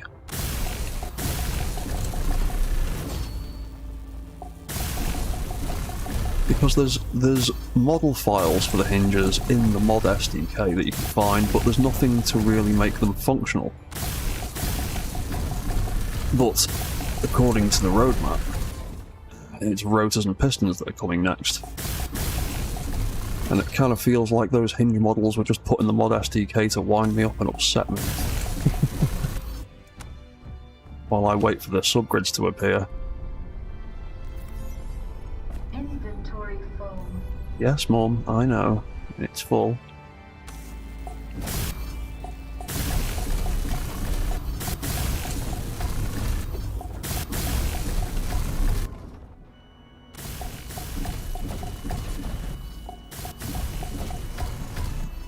Yeah, I'm also hoping we get an update to the mod SDK for SE2 in the future, because I want to be able to add particle effects to my suit, and I cannot for the life of me figure out how to do it at the moment, and I don't think it's possible. I think they need to give us a few more options in the mod SDK settings. Because I want to make my skull helmet. Or I want to make a flaming variation of my skull helmet. I want a Space Ghost Rider helmet. And at the moment, I just can't figure out how to do it. I know you can assign particle effects to the body because that is how the thrusters work on the jetpack. I'm trying to figure out how to get that effect onto a different part of the body. I'm not sure how. Inventory full.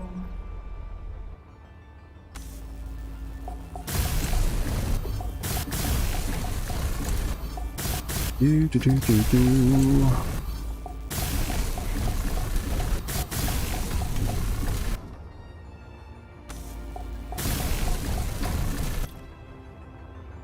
Yeah, I'm quite excited to build mechs. Or get around to building mechs in this.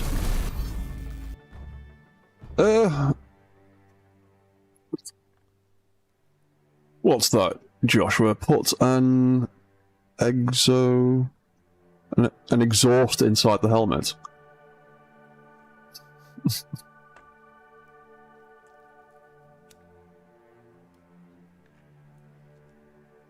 Yeah, there's a few different ideas I've had for modding my character even further than I already have done. One of the ideas I have had is just removing the helmet entirely and just having a giant flaming skull. But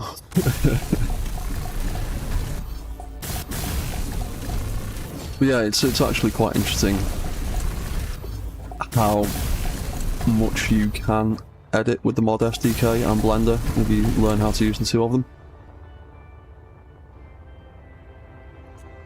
What's that? Anyone else thinking Keena's going to make it so that Dredd can make a giant mech-like Iron Man suit?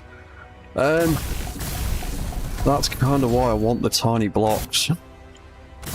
I want to be able to make power armor and, like, alien-style power loaders and stuff. Because there's only so small you can get your robots in SE1. In fact, I published a video yesterday of it, of an Ed.10 replica I've been working on, and that is about as small as I can physically get that design. And it is still about 3 times the size of what Ed.10 would be in real life. And that is because it is limited to 50cm blocks, which is what the block's small grid size is in SE1. And I'm really hoping that we get those tiny rotors in this game so I can make smaller things.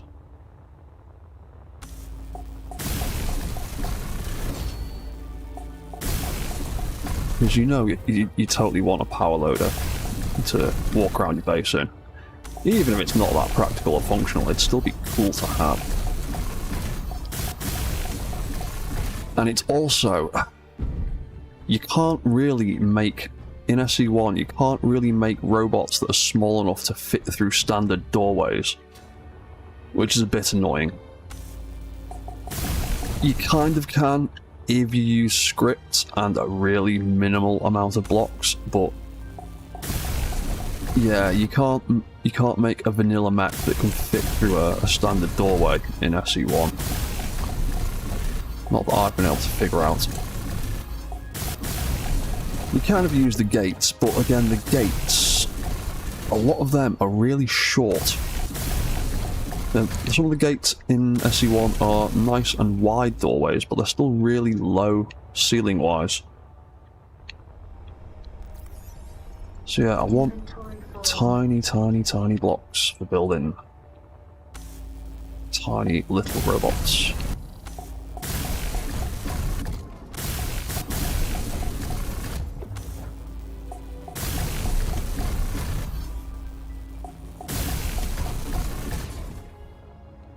Just thinking about it quickly, the basic way I set up the control system for most of my robots. Oh, what's that? Joshua, aliens loader that Ripley used to attack the Queen would be cool. Yeah, exactly. The power loader from Aliens was literally the first image that popped into my head when I saw 25cm blocks in SE2. I just went, I want to be able to make something that size. What's that, Doc? Personally, I need for the airlock concept not to be so complex. I think there should be a door that holds the atmosphere for a certain block size. Yeah, I can kind of understand that. Making functional air locks in SE1 is a bit complicated. And there's also several different ways you can do it, and they all have their pros and cons. I know there are a few airlock mods out there, but yeah, to have an actual airlock door might be quite cool. Yeah, what I was saying before, the standard way I set up my control systems for my vanilla mechs on or in SE1 is at the moment I usually have a timer right in the middle of something. Let's turn symmetry off for a moment. So I usually have a timer bang in the middle with event controllers around it to power the walk cycle, and then more event controllers off the side of that to do the forward, left and right step animations, and then that's usually got a rotor in the center to trigger all that, and then a couple of timers at the side for start and stopping the walk animation, and then another set of event controllers to do the forward and backwards. So I could effectively make the computers that I usually build for one of my mechs this big. That would be amazing, because that would be, I could make that so compact. That would actually be closer in size to the Jameson model cyborg from Ghost in the Shell standalone complex, which I've tried to build in SE1 and ended up being the size of a car. Because yeah, that is generally how big my vanilla computers are, and that would be brilliant to be able to build a robot that size. Because then, that would then usually have, if I was building a little quadruped, that would end up having a little rotor or hinge hanging off the side like so. And then we'd end up having a couple of blocks for legs. Then it'd end up being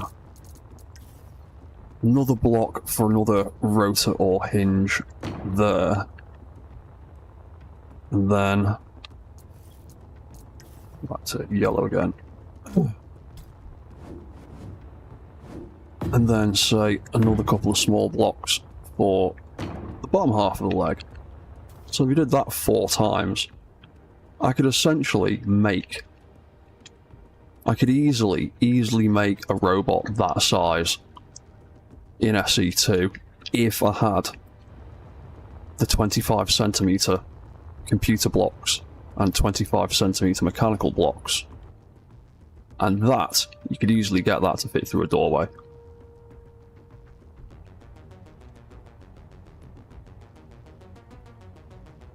But yeah, anyway, enough rambling. Let's carry on doing some more welding. But yeah, that is why I desperately want tiny mechanical blocks, because that is about the size that I could get a tiny robot and still make it functional.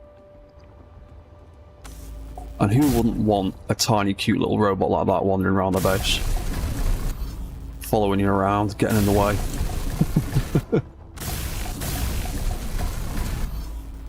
What's that, Josh? Being able to disable doors for airtight would be nice, so we don't need ducts in certain areas. Yeah. It would be nice.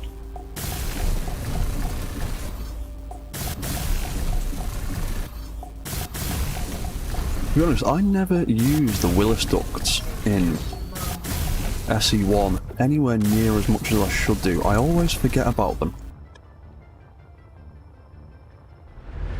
And I really should start incorporating them more into my base. Yeah, exactly. Little tiny Tron spiders. Or like the replicants. Is it the replicants from SG1? Those terrifying little bugs that assimilated everything and terrorized the universe. It's been so long since I watched SG1, I can't remember what they were called. It was something like replicants or something.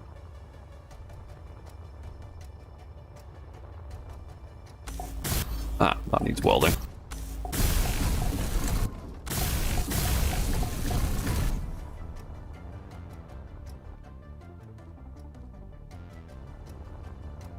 Yeah, if I had something like that, I could easily build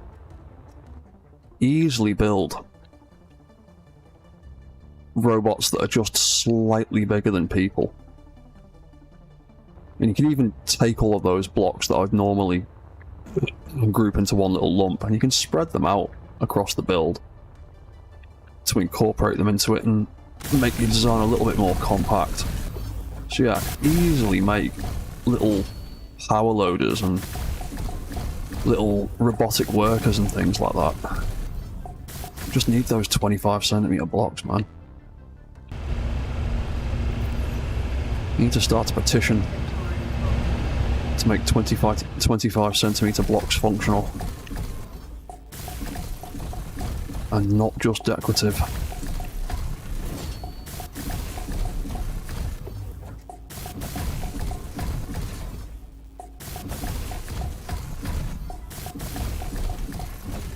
Oh, life support's low. Ooh, that's what she was moaning at me for. Recharge.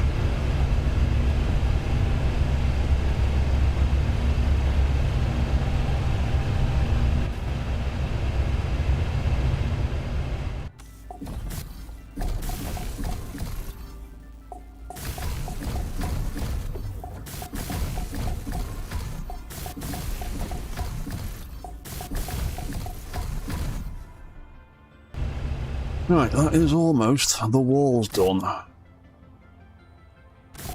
Oh, too close.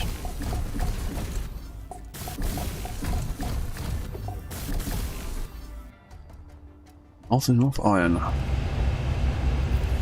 Never lasts long enough, does it?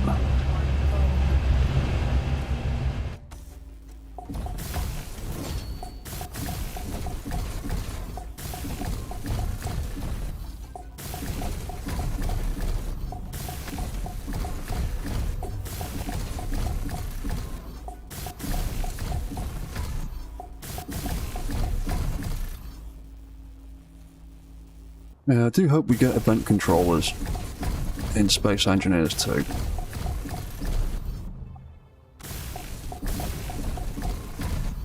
Timers are good, but event controllers are better. Well, actually, to be honest, they're both as good as each other, they both serve their separate purposes. But event controllers are pretty much my favourite block in this game these days. Or in SE1 anyway. I'm hoping, really hoping we get them in SE2. Because they are absolutely amazing for programming weird stuff you didn't think you'd think about doing. They're such a versatile block that you can do so many different things with. I'm hoping if we do get them in SE2, I hope we get some different or new events, extra things that we can get them to read and react to.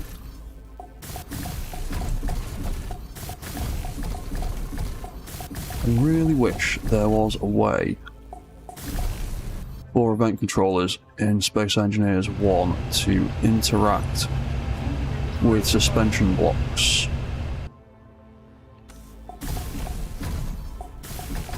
Like being able to read the RPM of or velocity of the suspension blocks and things like that.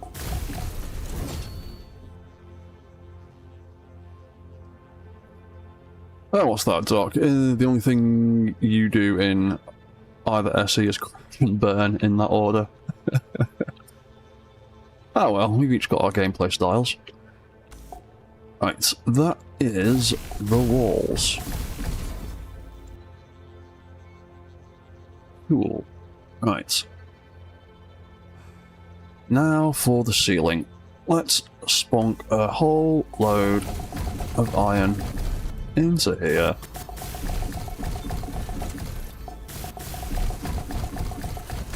Because everything has to weigh an ungodly amount. 500 kilograms of iron just for that. That's a bit much. In fact, it's more than a bit much, it's far too much.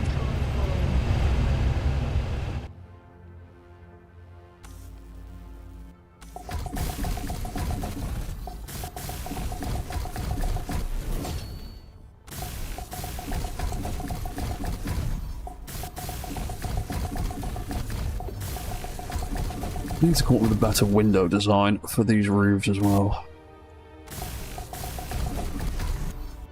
Oop, and we've run out of iron again.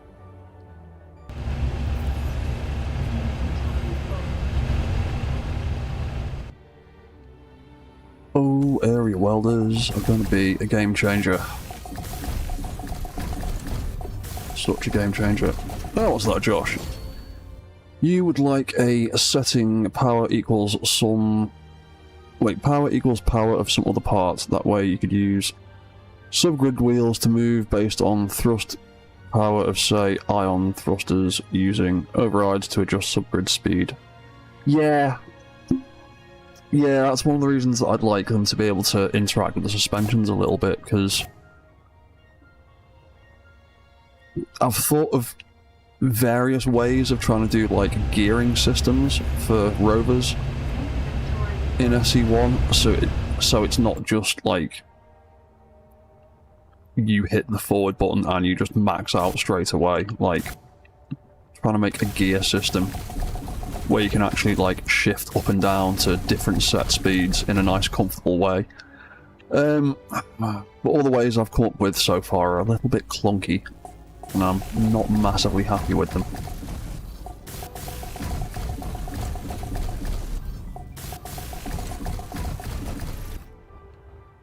So it'd be nice if the event controllers could interact with the suspension blocks a little bit more. And that's the last of that batch of iron. Right, we're gonna have to go and get more.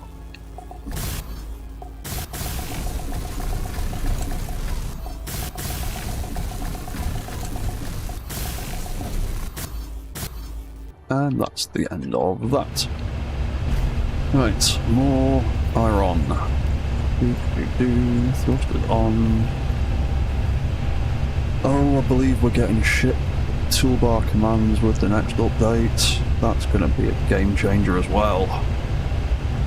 Being able to turn things on and off from my cockpit without having to go into the menu is going to be lovely.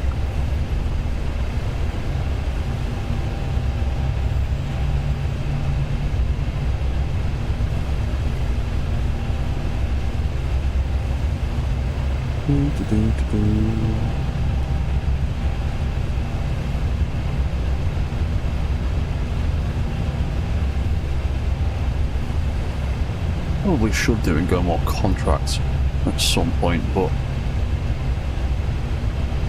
at the moment I want to get these warehouses finished off. I want to have a reasonable amount of stuff in place when 2.2 finally drops. I think we are drilling through the bottom of this now. I think we've nearly consumed all of this iron resource.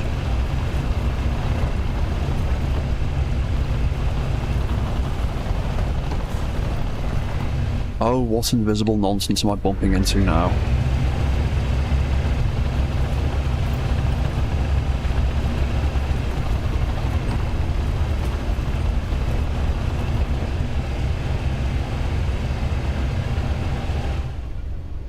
What's that? If you could get, Doc, if you could get an insurance cost estimate from when I crash, like in Burnout games, I'd be happy. Yeah, Elite Dangerous has them as well.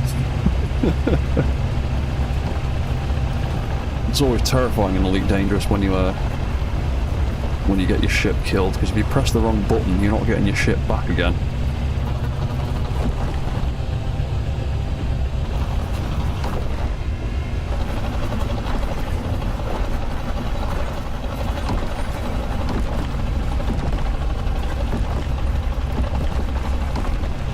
Yeah, you can see we're starting to run out of iron here because all the signals are starting to split off into little iron chunks.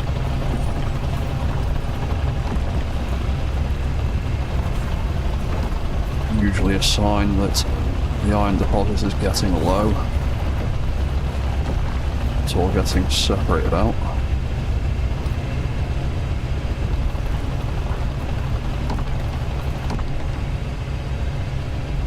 What's that? You do all right in ED, not lost any ships. Yeah, I used to play it obsessively a few years ago, and I haven't had the time or energy to get back into it for a while.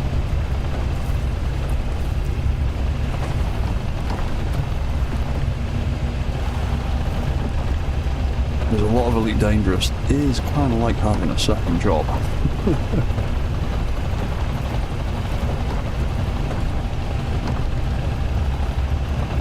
During the pandemic, when I had nothing else to do with my days, there was a lot of Elite Dangerous getting played. But that was also before I discovered Space Engineers, and I could build robots and fulfill my urge to do mechanical things like that.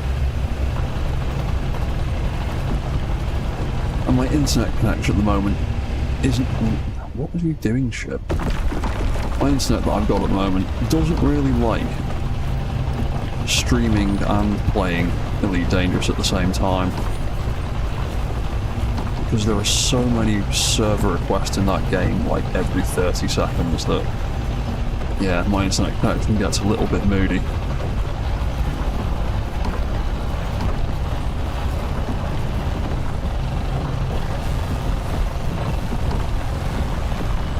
What's that, Doc? It is a bit tedious with the grinding to make rank and money. Here's a little bit. You can always find your little cheesy little tactics for things, though.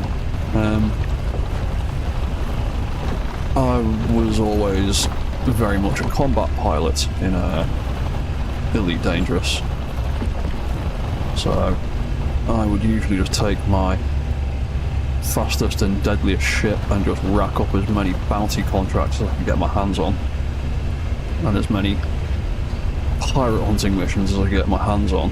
And often when you go looking for the pirate hunting missions, the bounties would try and preempt you and drop in and try and ambush you, and I'd just take all of them out at the same time.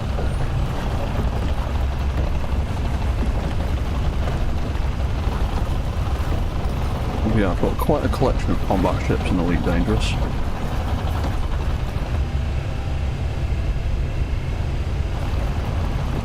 Can't remember whether I've got 2 or 3 crate 2s? I think I've got 3.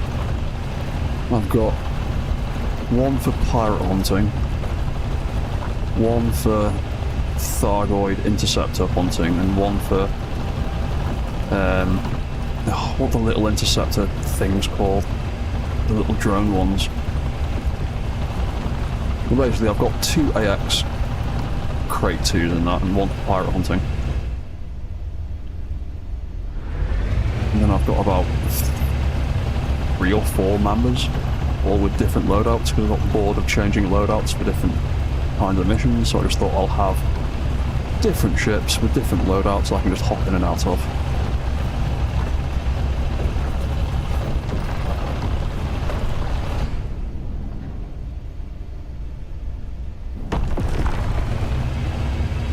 What's that? You don't mean to brag, but you got one for logging in the first time.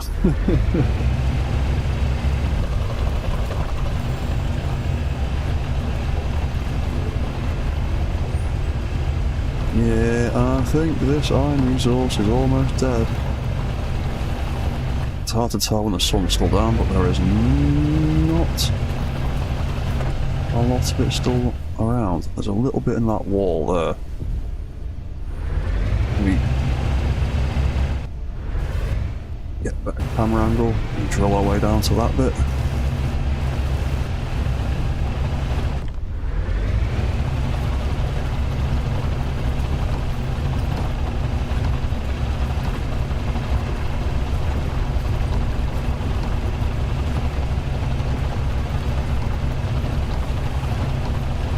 There we go.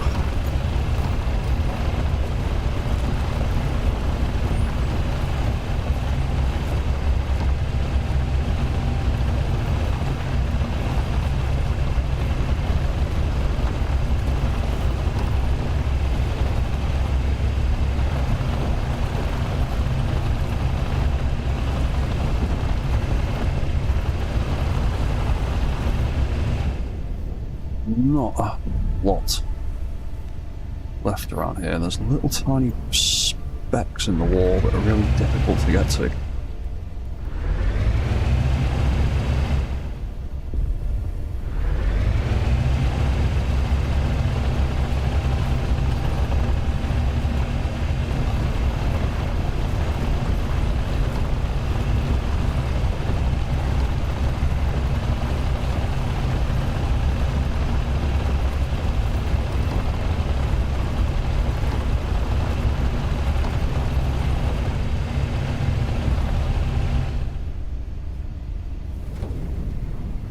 A little bit more over here.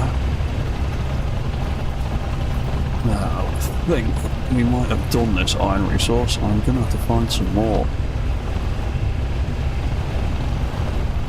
Have I got another one scoped out? I'm not sure if I have.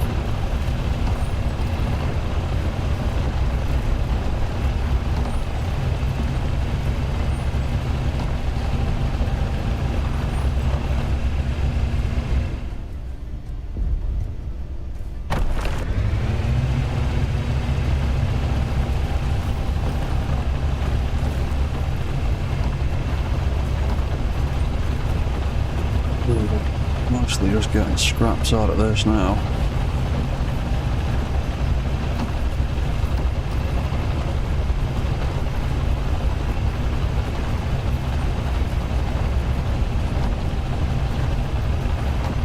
Can we make it to 30 tons? Almost.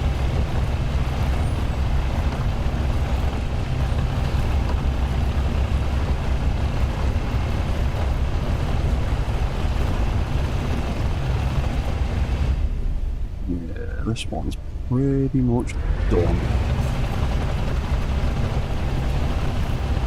I'm going to call it that. I can't be arsed trying to scrape out every last little bit. We are going to have to go and find another iron resource somewhere. What's that, Doc? Since we're comparing the games, I think the grind in SE1 or 2 is more satisfying because you build the thing. So pass-fail is entirely on you and your engineering. Yeah, that's kind of why I like playing SE1 a bit more these days than Elite Dangerous.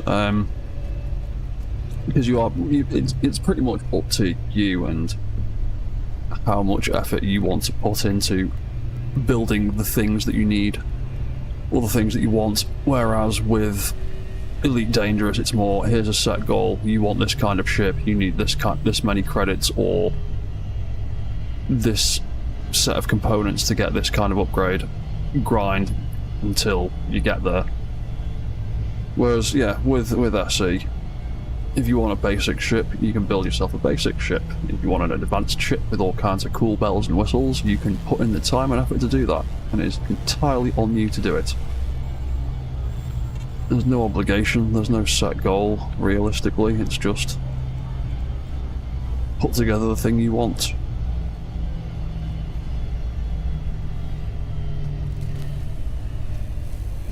Which is also one of the reasons that I end up playing Space Engineers more than a lot of sort of mech-themed games like Mech Warriors or Armored Core or whatever. Because again, those games, it's, here is a robot, you can either buy it, or you can upgrade it, or you can do very basic things with it. Whereas in Space Engineers, I get to build my own robots from scratch. And this is entirely up to me how advanced I make those robots. Yeah, what's that, Doc? You think you have the most fun when you spend a few minutes whipping shit together and start flying, only to realise you've forgotten something really important mid-flight. Yeah, I do that all the time. And the thing I forget almost every single time building ships, right before I test them, is bloody gyroscopes. The amount of times I've built a ship, lifted off, gone to start flying, and gone, oh, I can't turn. Oh yeah, I didn't put any gyroscopes on the thing.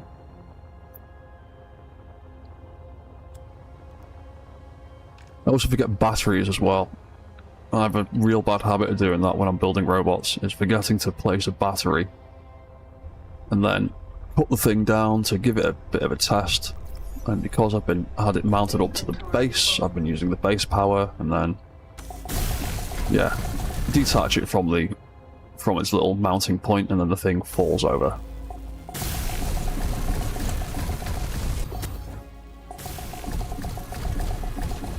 Gyros are always your surprise. Yeah, I always forget gyros. Gyros and batteries.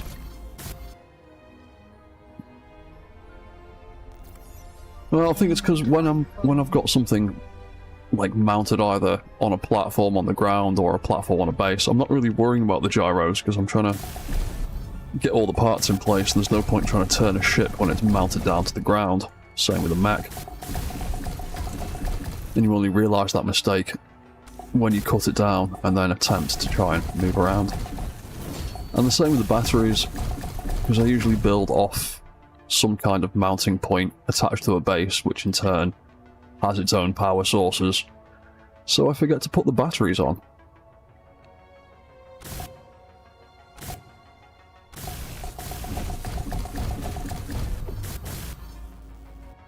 And that is the iron again.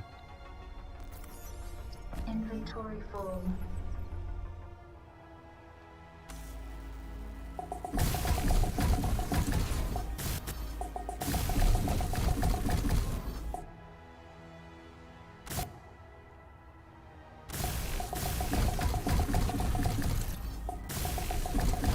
Right, so we will have a roof very soon. And start thinking about what I'm going to do on the inside. I'm pretty much going to keep the same kind of aesthetic vibe, so I might just end up partial copying a load of bits from in there Inventory full. and pasting them onto this one.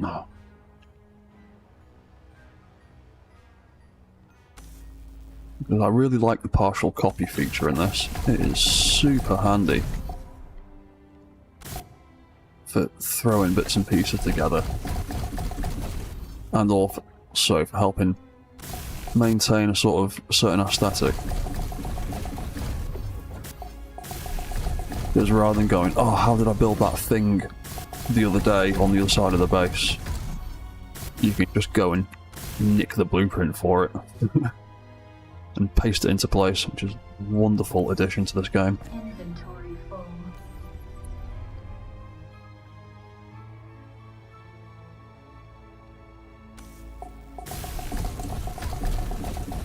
also like in SE2 that your jetpack isn't solely reliable on hydrogen now. It seems to have ion thrusters for the general flight and hydrogen thrusters for the boost flight, and I think that is a much better way of doing it. Because it means I don't drop out the sky like a stone and die every time I run out of fuel.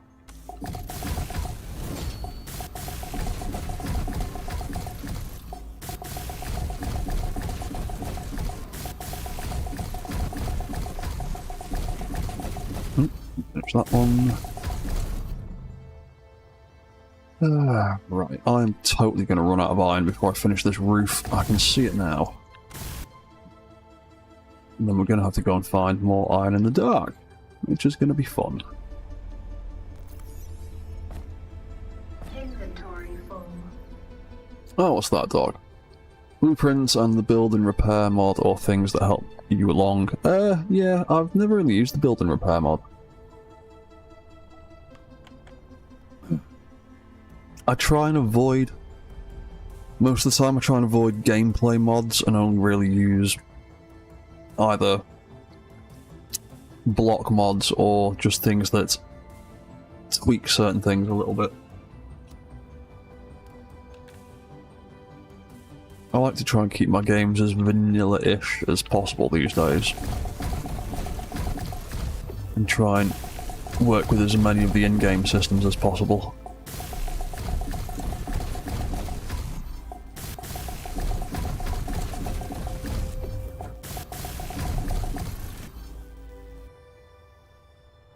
I'm running out of iron. Inventory full. Yeah, I'm gonna run out of it before I finish this roof.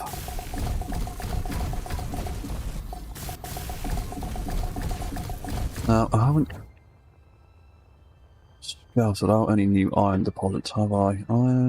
Ice, gold, platinum, Skull Fortress, cobalt. That's the one that we've just finished off. Yeah, I haven't actually scouted out any more iron. Gonna have to go scouting. Oh yeah, that's another thing I've been wondering about. Are we, at any point, going to get visual indicators for ore deposits like we have in Space Engineers 1? Because currently, hunting for resources is just a massive crapshoot. There is very little way of... Well, it's just entirely random. There's no indication of where anything is on the surface, so it's just fly around until the signal pops up, and that is a bit dull. Not massively enjoyable.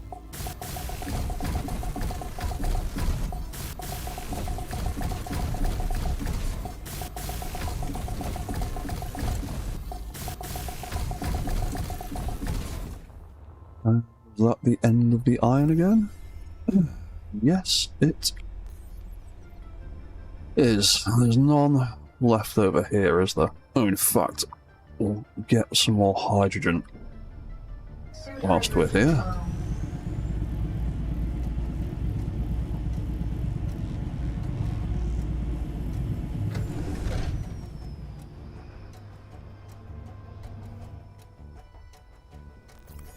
No, we haven't got any iron. Right, we are going to have to go and look for some in the dark. Wonderful. What's that, Joshua? While I like vanilla, the seismographic mod offers a nice balance to viewing ores at a distance. I've never really used that mod myself. Or, is that a mod or is it a script? I can't remember.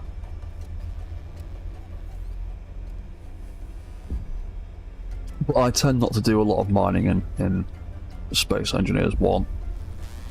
I usually spend most of my time just playing with the creative tools and building robots, so I can understand how things like that are quite vital to some players. Right. Iron. Pick a direction, figure it out. Try and find some. Because there ain't no obvious locations for it at the moment. It's just fly about until you find some.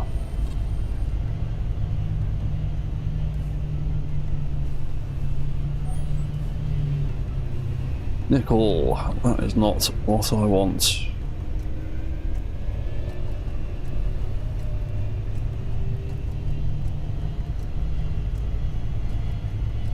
We'll go back over to that one, see if there's anything around that sort of area.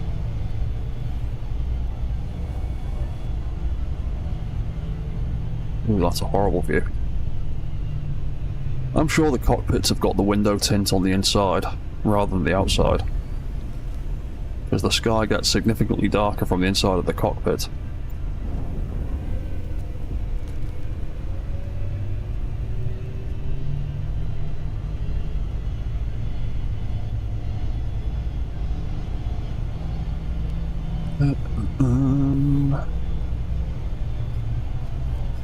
Wait for that sun to come up so I can see what I'm doing better.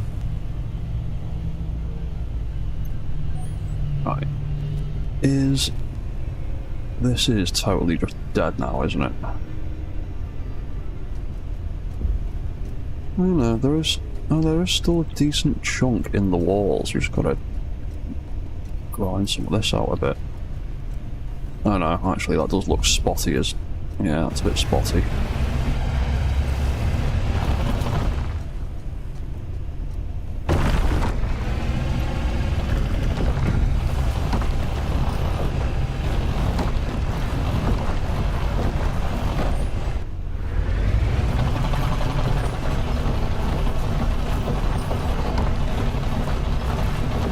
We're getting an alright amount out of that. I'll see how far that gets us.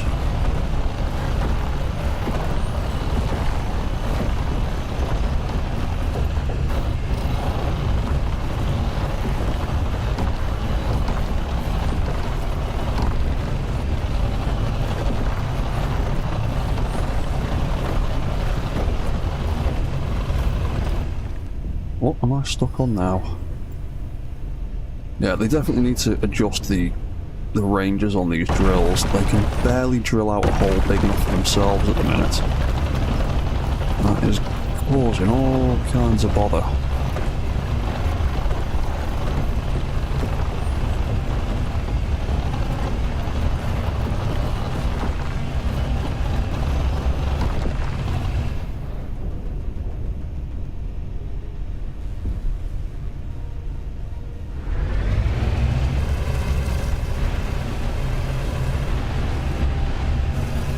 What's that, Joshua? It takes skill and does not simply hand you the info. Is that the seismograph mod? Like I said, I never really played it myself, so I have no idea how it works.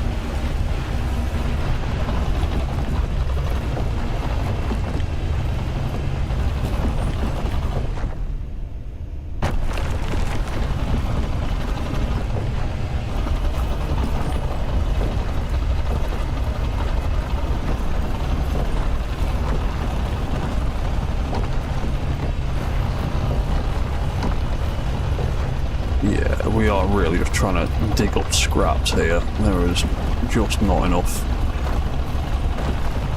left here to really be worth the effort. Yeah, alright. Let's get out of there. There's no point trying to scrape the last of those bits out. Let's fly around for a bit until an iron signal pops up somewhere.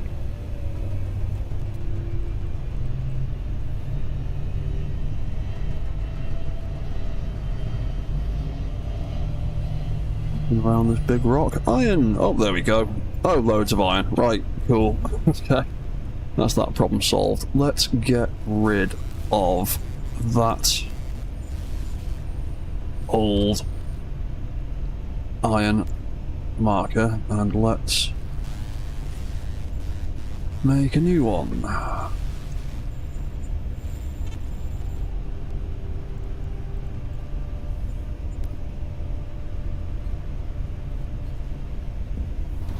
Cool. And it is underneath that rock and inside. Oh, these are going to be tiny little scrappy deposits, aren't they? Because it's going to be inside this rock. It's going to be tiny.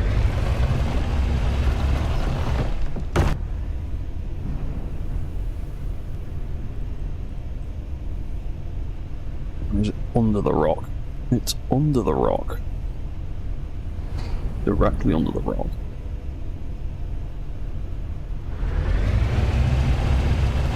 No, fine, I'll just drill through the entire boulder.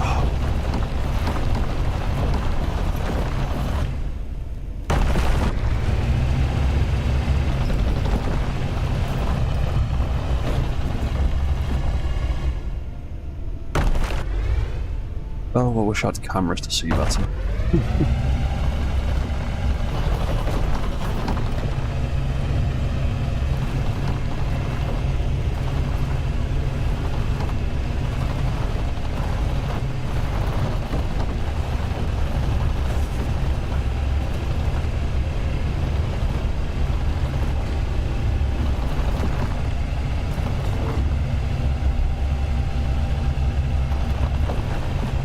Clear out as much of this garbage as we can.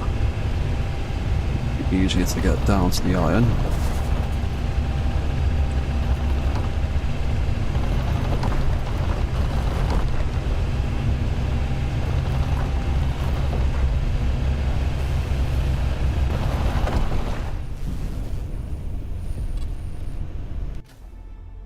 Let me see what's going on there. I can't tell with the damn camera angle. Yeah, so, okay. So it's a little bit further down. That was not the button that we wanted. There we go.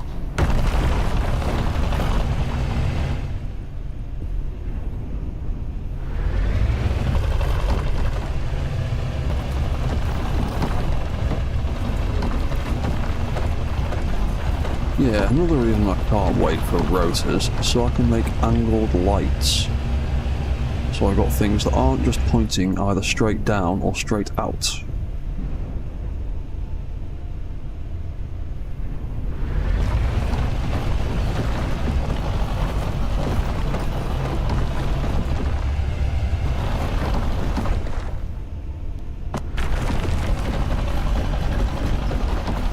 Anywhere near some iron yet? Oh, there we go.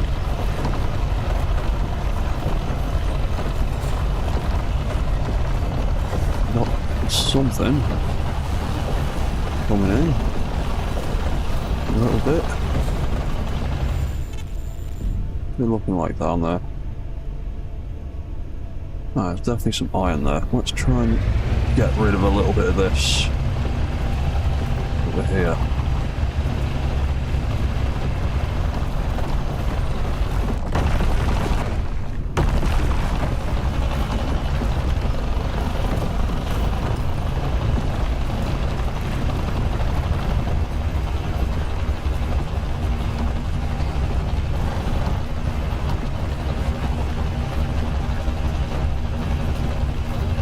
Got some more iron now, finally. There we go.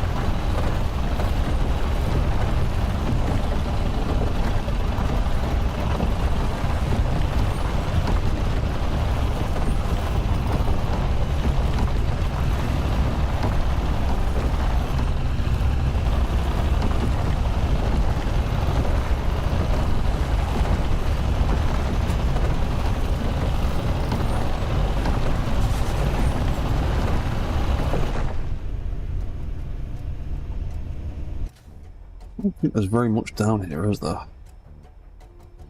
No. I'm going to mine that out, and then that's going to be the last of that iron there, isn't it?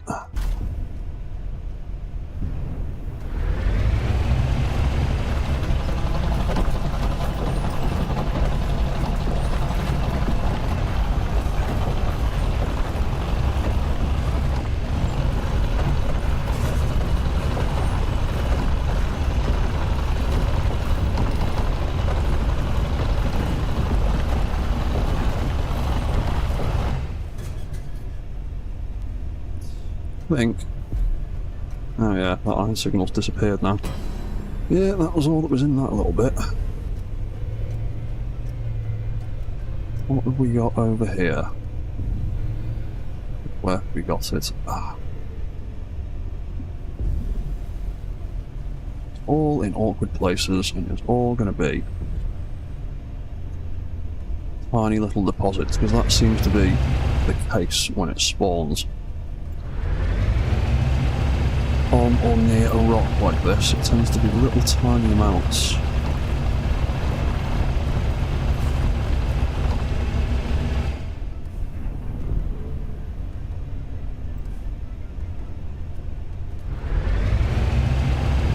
Get right above it. Drill down.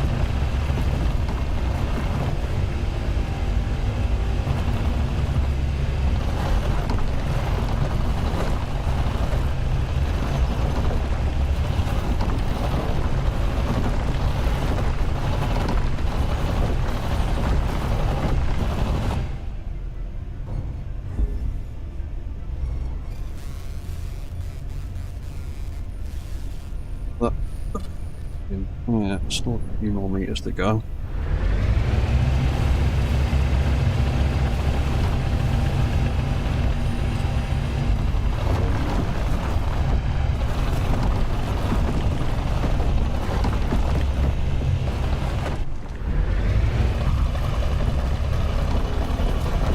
Yeah, there we go. There's a bit of iron coming through.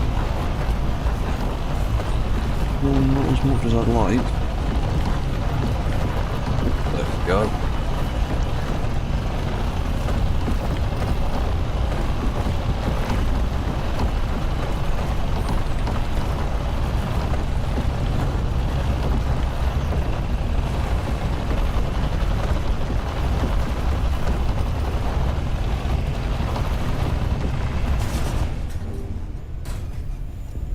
Oh, we've carved a lovely doom box all the way down there. Look at that.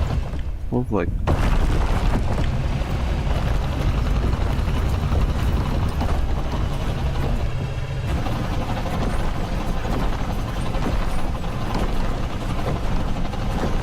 Yeah, I'm not getting enough iron out of this for this to be worth it.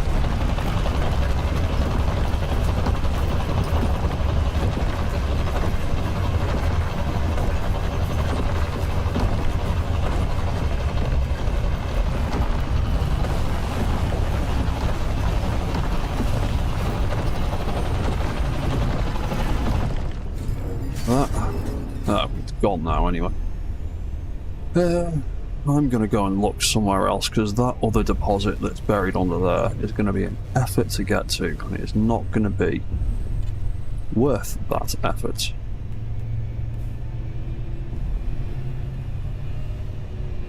Let's just go and nosy through this valley here, see if we can't find some.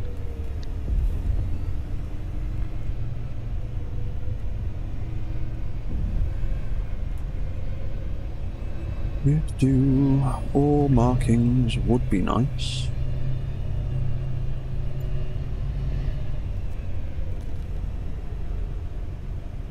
That was just on the screen there. Oh, different blueprint. Different marker, I think. Give me some iron, please.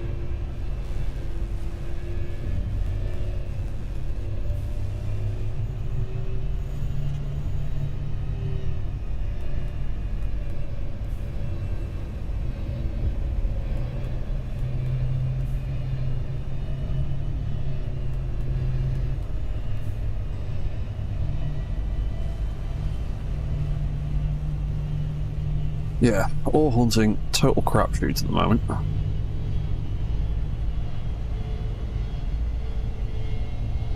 Gonna just fly about and hope that you find the thing you're looking for. Silicon. Not really what we're looking for.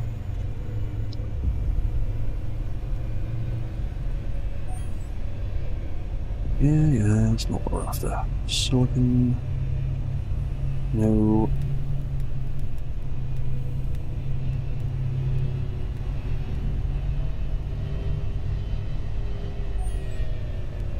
Get more silicon. No, that's not what I want.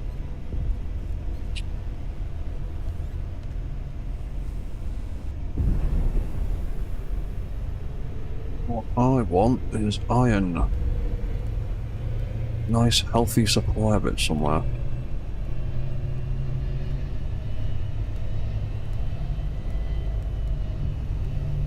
How much have I picked up so far?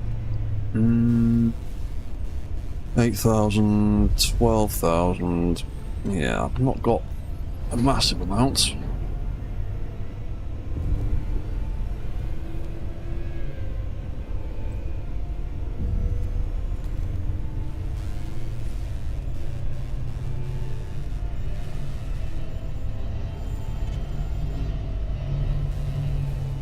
Oh, come on, iron. Show your face.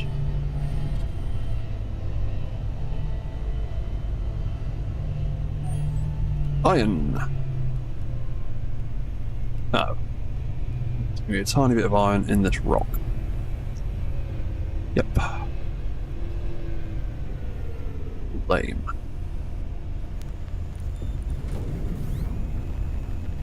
Oh well, we'll see what we can get out of it.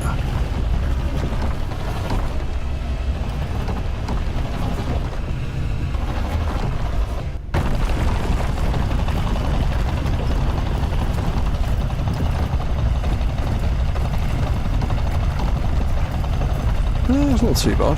Got a decent little chunk out of it here.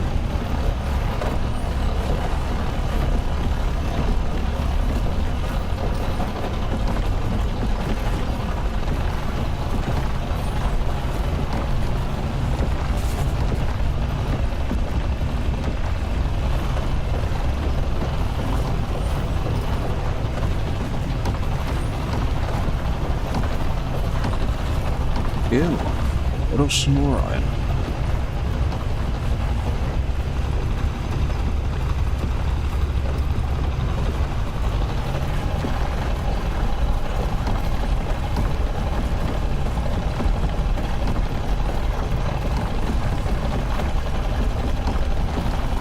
Yeah, there's very much either little tiny deposits or... Oh, there we go, that's the end of that.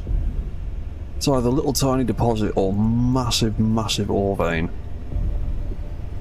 Doesn't seem to be any middle ground, really.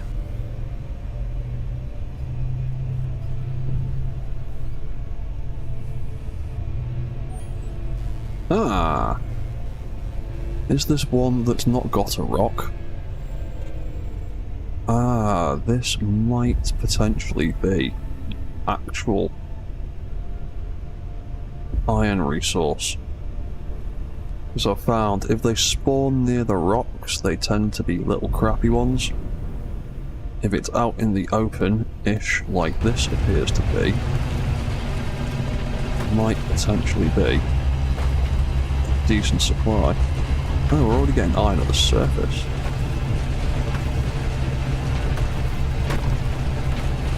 Is that a good sign? I think it's a good sign.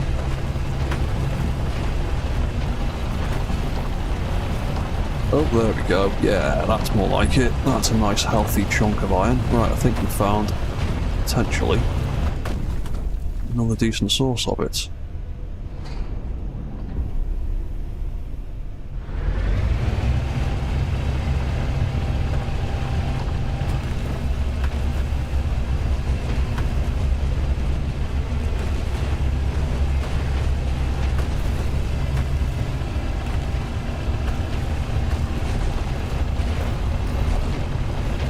Please don't be a crappy little wafer thin slice.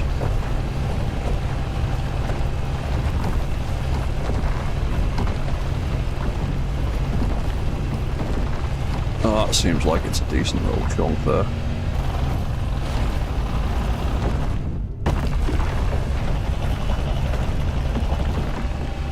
Yeah, there we go. And no rock above it that constantly needs removing too. Yeah, also that. Oh, well. I'm a little nosy at that. Yeah, that looks like it might be a decent little iron vein. So, let's change over that waypoint. That one is... Oh, don't... Oh! God damn it. What the hell just happened there? Ship, what are you doing? You're doing weird stuff again, Ship.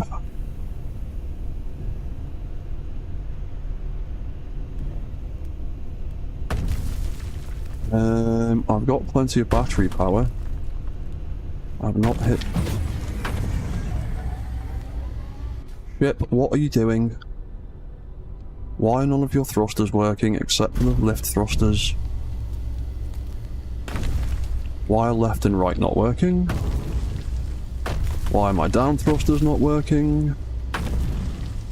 Right, I'm going to save and reload.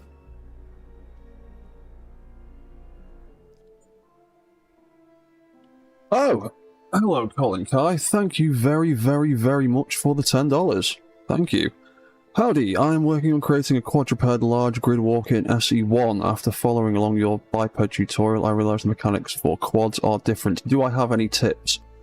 Yes. In my opinion, quadrupeds are... Yeah. We'll just reload that. Hopefully my thrusters will work. Quadrupeds, in my opinion, are, in a lot of respects, easier to build. Mostly from a balance standpoint, because obviously, if you're building a biped, you have to worry about stepping from one foot to another, whereas with multi-pads, you've always got at least 2 points of contact with the ground. So, tips for building quadrupeds.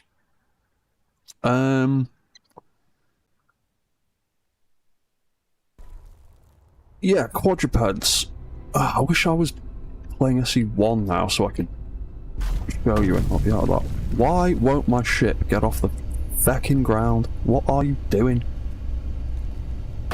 Why are you stuck, and why won't you move? And why won't your thrusters fire?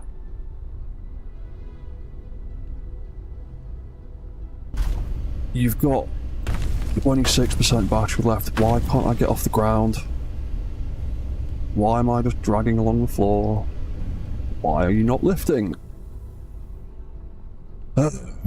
Right, I will answer your question in a second once I get this damn ship off the floor. Keeps happening in this game. My ship will suddenly roll over for no apparent reason.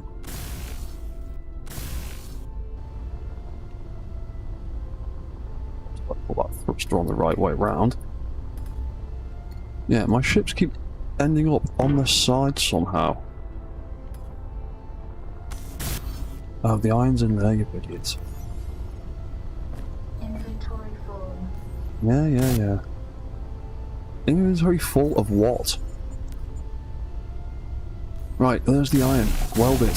Thank you. Oh, now we need nickel. Right, I'm taking you on for a second. Yeah. Shut up, suit lady. You're never any help, you just whinge at me.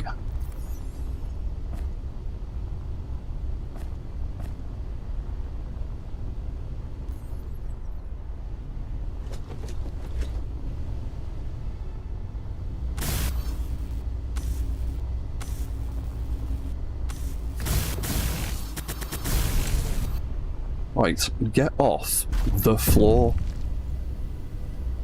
Why are you stuck on the floor? I've just put a big thruster on you. Go forwards. Why are none of my thrusters firing? I've got 25% battery. I have reloaded the game.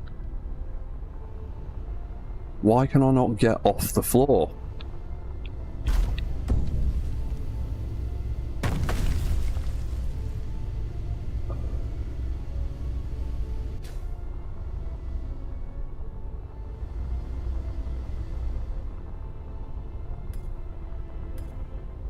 What is going on, Space Engineers 2?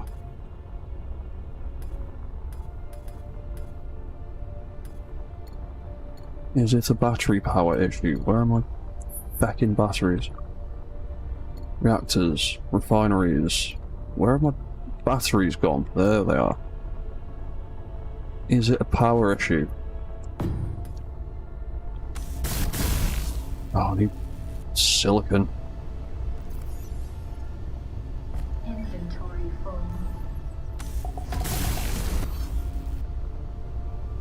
Why won't you get off the feckin' floor? Why is the only thrusters that work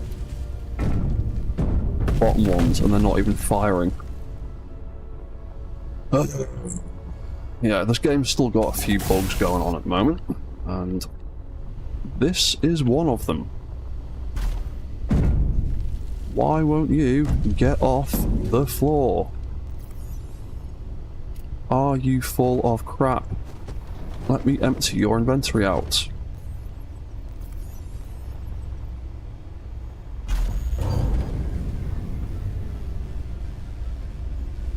Right, so you were too heavy, and rather than say anything that you are too heavy, you just decided that the thrusters wouldn't work anymore. Okay, that makes perfect sense.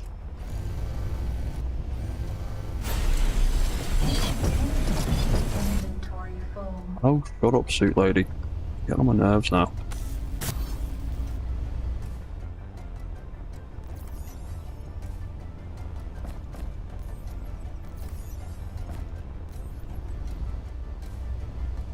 I weld that back up.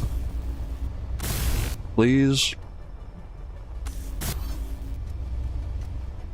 Where are those parts we dropped?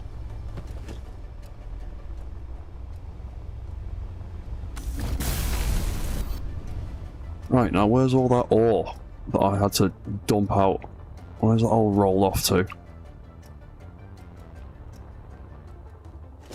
Inventory full.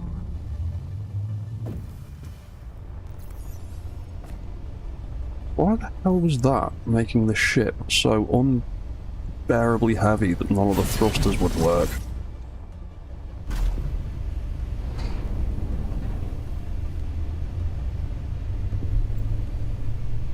Can I just chase it and drill it back up again?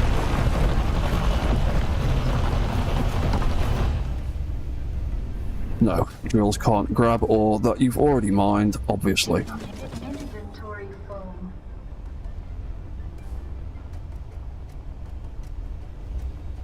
Inventory full. Inventory full. Hmm.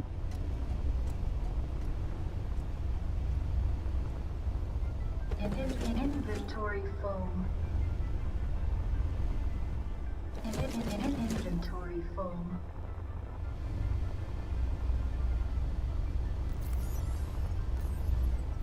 Very strange behavior. Inventory full. Inventory full. I wonder why it did that. Inventory full. Inventory full. Inventory full. Right, is that all filled up now? Inventory full. And we'll just leave that there for now.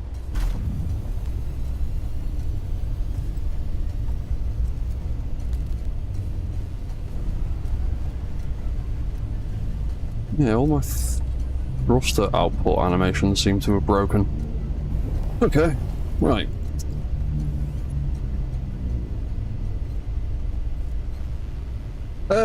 What's that, Doc? I've lost count of the number of ships I've built that engines would not.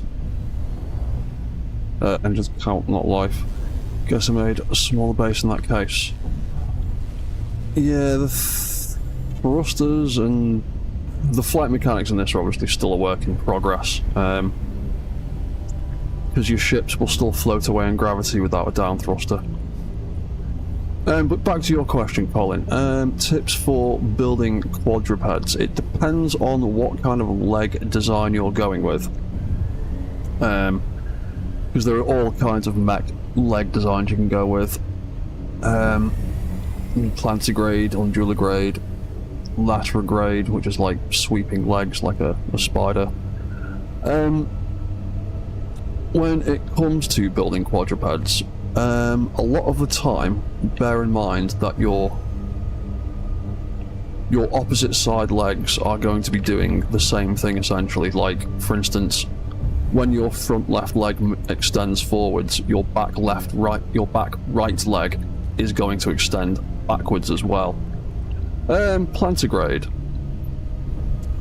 So plantigrade. So yeah, kind of like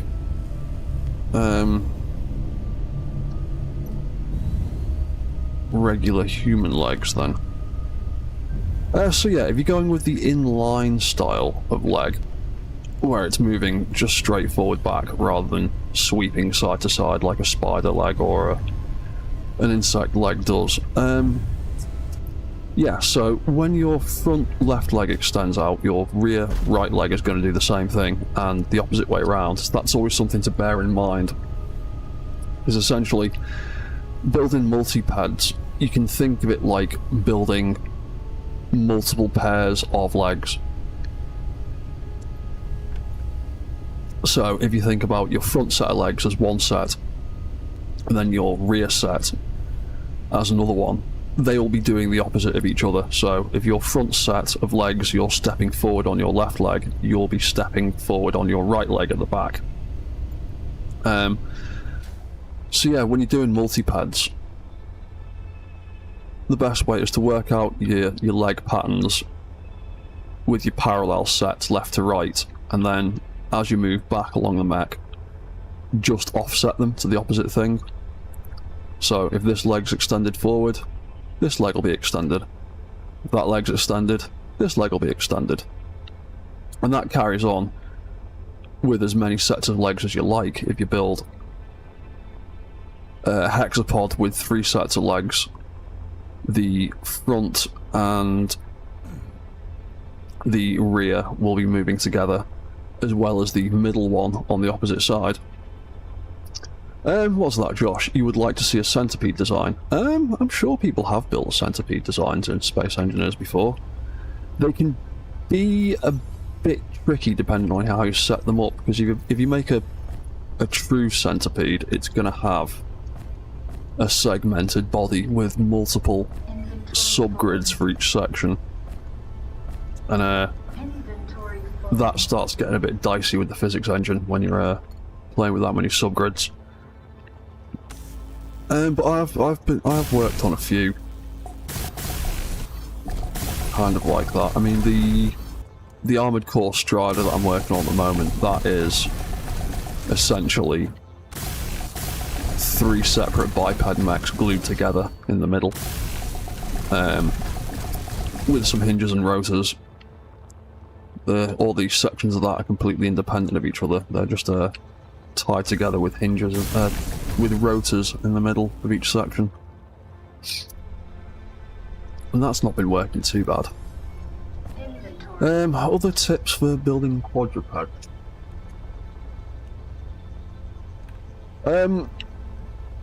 Not so much a tip, more just a benefit of it. You don't have to worry about how to balance your mech as much as you do with bipeds. Bipeds can be an absolute nightmare trying to work out ways to keep them upright, whereas multi-pads are inherently more balanced because they always have more than one point of contact with the ground. Other tips I could actually give you is, depending on what kind of leg you are trying to build, whether it's like a plantigrade leg or like a digitigrade leg, like a dog or a cat's rear legs or whatever, look into how those kinds of limbs function and how they move. Whether it's just watching videos of animals with that particular leg style just walking around, or finding some kind of more scientific or biological information on it. Because I like to do a lot of spider type mechs, and I watch a lot of documentaries about spiders and various creepy crawlies and how they move and how their bodies are designed, and that's always been really helpful to me in designing spider mechs and things like that.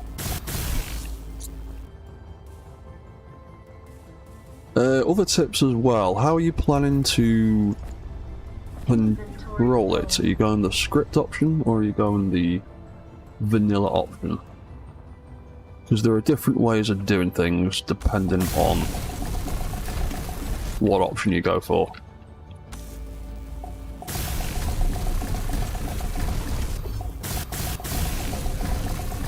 Because there's some decent scripts out there for doing mech control stuff. The mech engineers group on Discord are currently working on, and I think beta testing, the latest iteration of their mech control script. I see a lot of chat about it in the mech engineers Discord on a regular basis.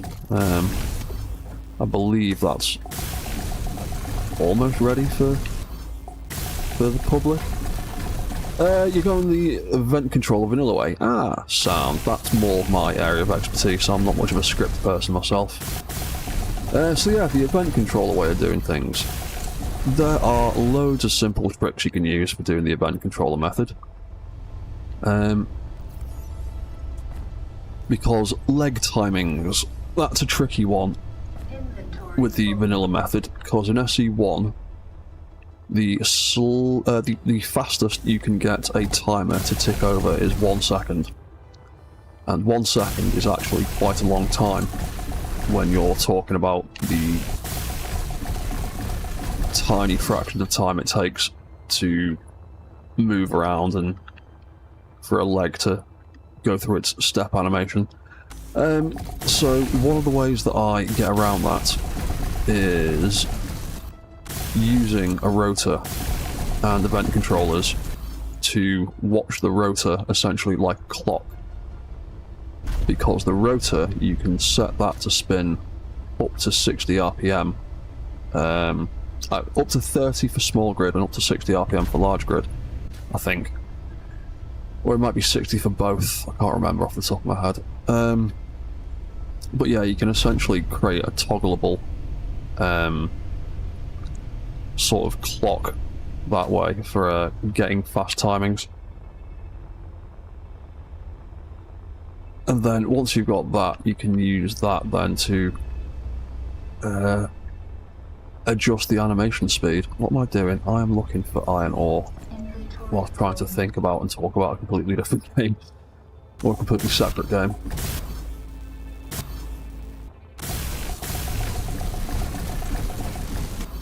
But yeah, if you go on the event controller method, you can, what I do is I use lights as triggers for a lot of things to act like a binary switch, so it's essentially an on and off switch.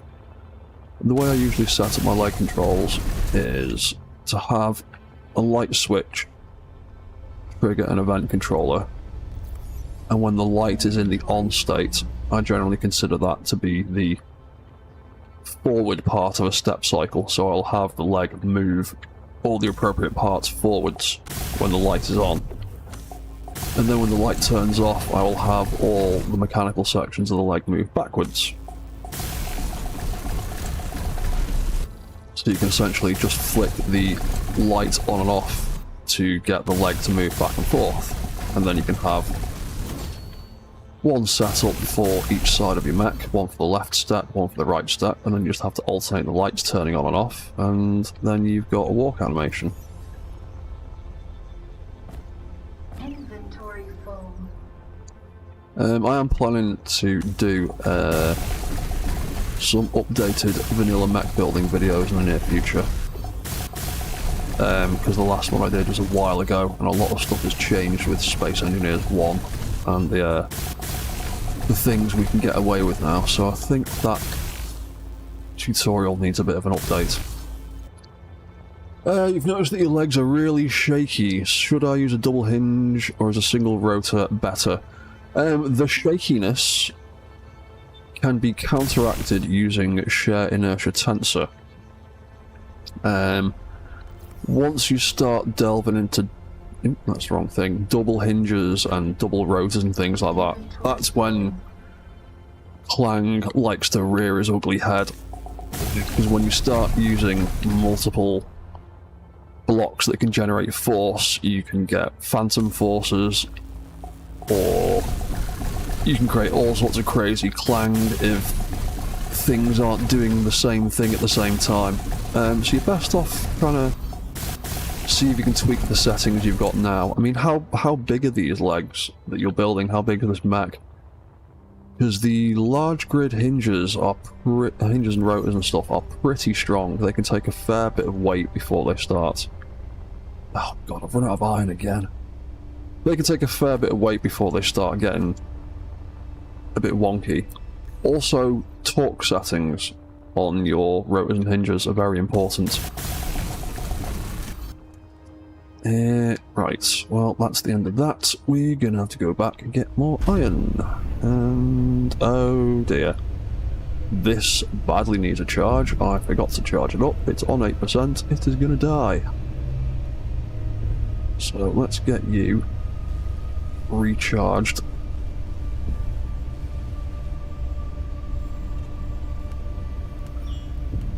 There we go.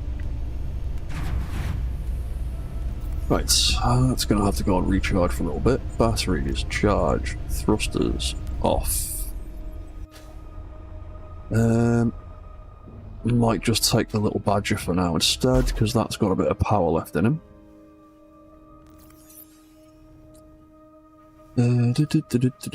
Batteries on auto, thrusters are on. Glad I haven't taken the drills off him.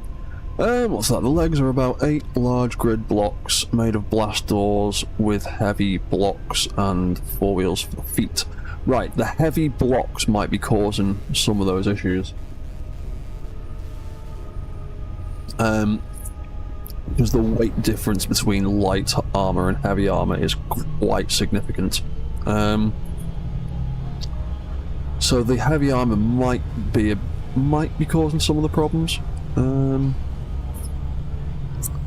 But yeah, I would have a look into adding shear inertia tensor to those legs. Basically, the general rule for shear inertia tensor in SE1 is applying it to everything after the first link in the chain. So that first hinge that connects to your main grid where all your control blocks and stuff are, don't put it on that one, but put it on a bunch of the others. I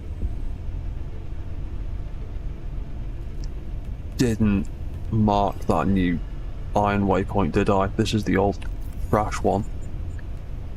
Ah, okay. Where was that? Ugh, yeah, because that's the garbage one that we don't need. Oh, is it this over here? Oh no, that's just a cave. Ah, crap, where was that iron deposit that I found? Forgot to mark it. I think it was over here somewhere, actually. Let's have a look for voxel deformations. That's usually the telltale sign of where I was.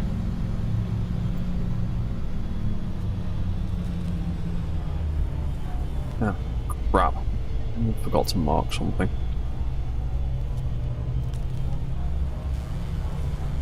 It was a flat bit. Wasn't it around here somewhere?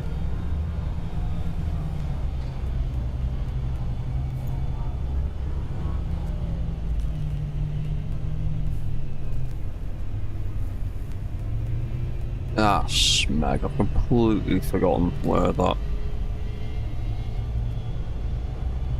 iron deposit was that we just found.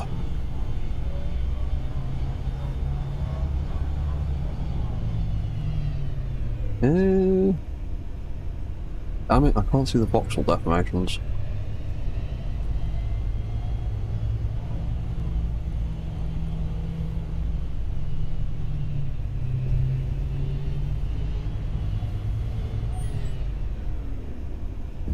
No, that's nickel. That's not what I want. Where did my iron deposit go?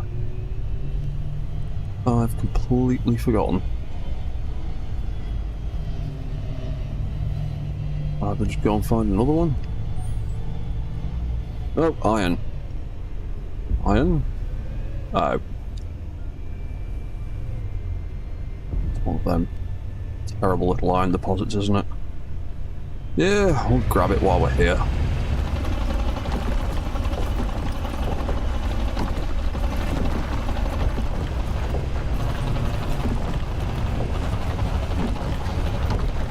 Unfortunately, share inertia tensor is now a world setting, you believe. Also, the upper section of my mech is super heavy. I was considering putting mag plate under the feet instead of trying heft. You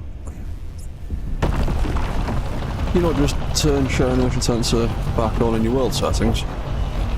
That's what I do. It's a standard part of my gameplay now, is the share inertia settings. Other than that, without share inertia,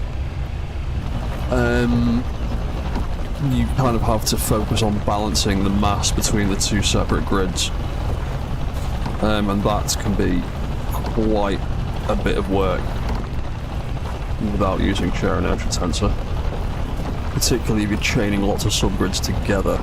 It can get very wobbly.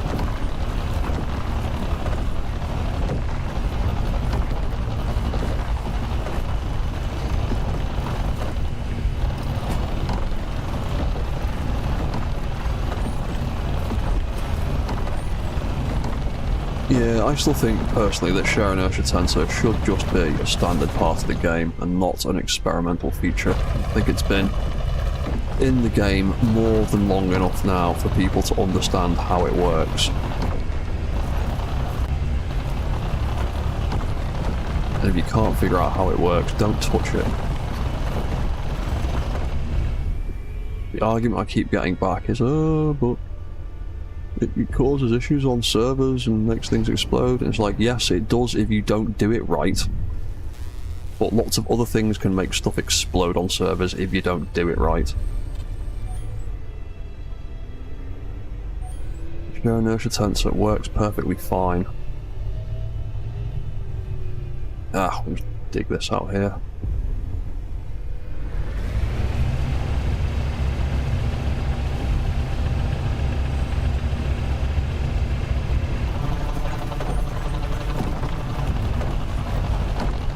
A decent little chunk, or is that was literally it? That tiny little blob. That wasn't worth the effort, and I am not digging 50 meters through there to find that bit. Oh, where's the hole that I was digging before? What have I done with that?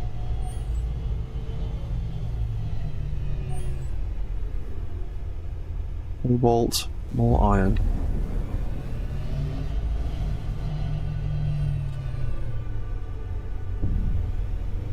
Where did that iron deposit go that I found before?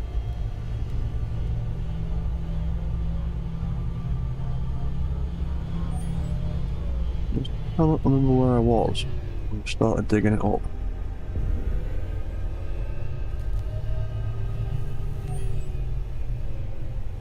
Iron in the ground. Oh, you know what? That'll do. That'll probably be a decent resource. It usually is when it's in the floor like that. And it's 18 meters down. Hopefully that'll be alright.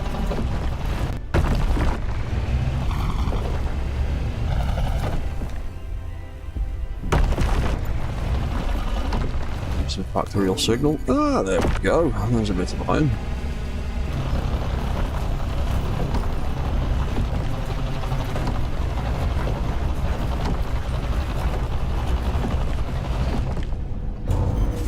Oh. Yes, Joshua, that is a very good point. Mark it before I forget again, because I'm a dope and I will forget.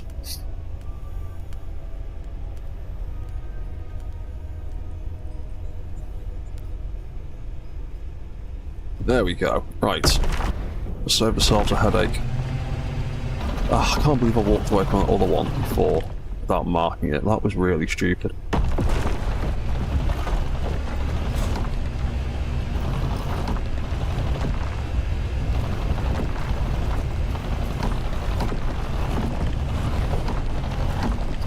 Just a little bit.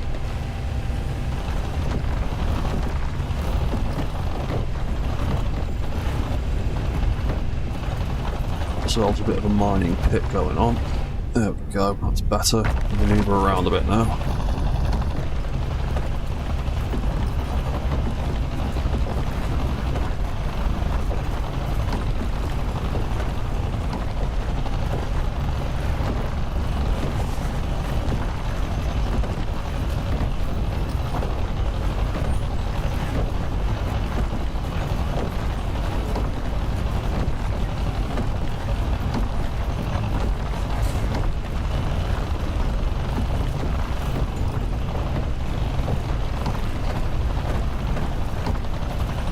Yeah, there's a decent little stash of iron in this bit, I think. Lovely. Inventory full. Right, we'll call it that for now. I'll head back to the base. Where the heck that is. Behind us.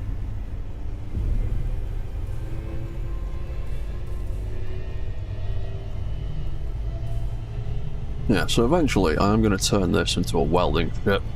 And hopefully come up with a better design for it a little bit, but for now, as a little backup miner, he's serving his purpose quite well. Cat, would you rather sit on my lap rather than the back of my neck? It's a very awkward way of sitting.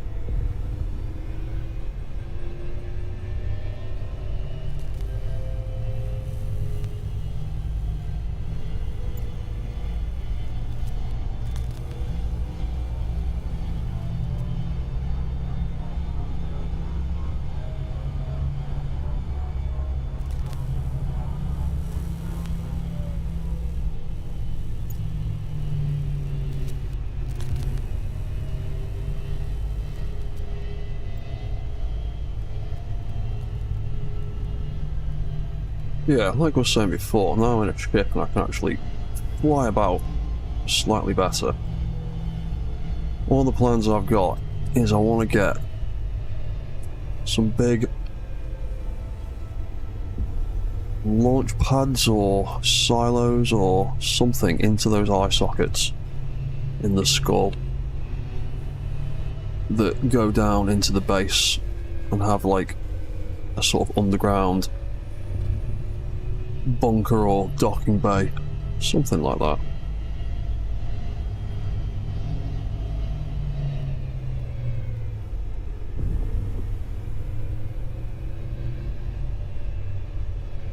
Right, we will park the Badger over here for a minute until we run out of iron in him, and then when he is empty of iron, we will swap him back over for the as yet unnamed ship. Thrusters can go off. That was the wrong thing.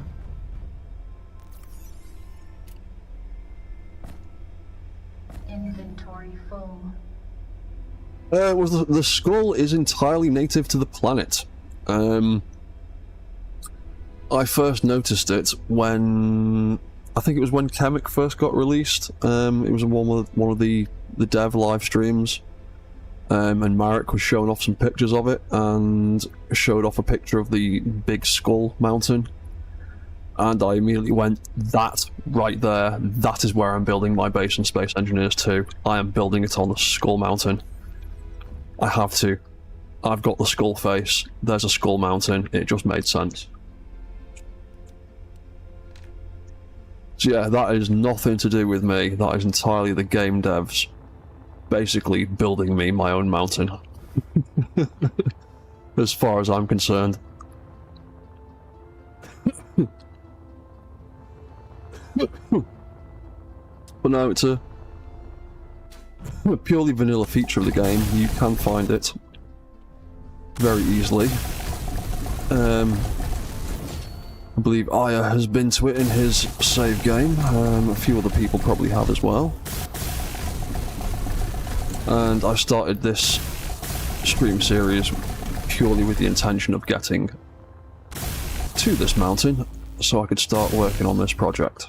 Ah, I have iron already. Yeah, I really like it. I was quite surprised to discover that they'd decided to make a skull mountain. I don't know what inspired them to do it, but I'm glad they did.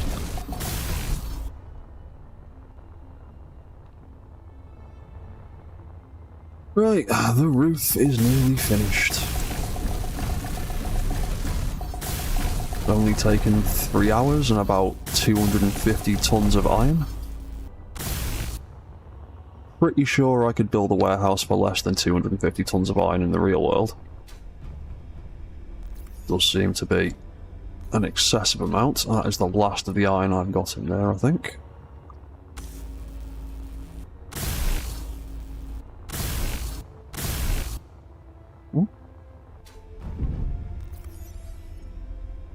Oh no, there's loads of it in there. Oh, there's loads more in there, that's fine.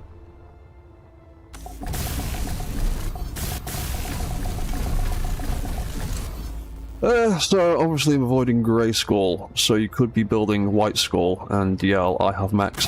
Yeah, I haven't figured out what I want to, what I want to name the base, other than just Skull Fortress at the moment. 10,000 exhausts, all burning for eyes and hair, lol.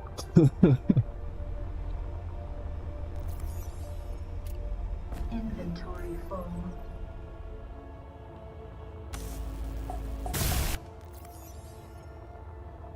Where did I get all that nickel from? Where have I picked that up?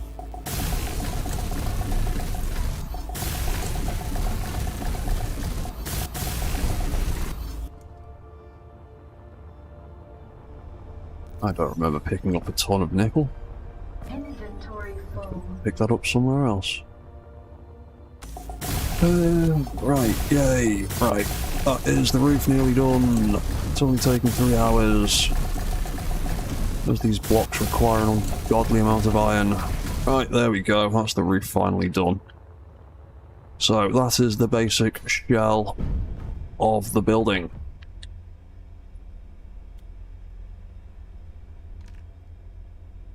Right. Let's do some decoration in here. Fortress Dread and yell, I am the mechanic. Yeah, like I said, I've not thought about a name too much. I'm always a bit crap at naming stuff. I never really know what to call things.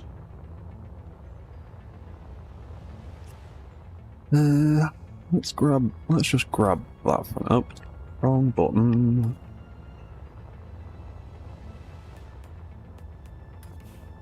Ugh, keep pressing the wrong fucking buttons. There's so many hotkeys in this game. Can't wait until we get customizable controls and I can make them make more sense for me. There we go.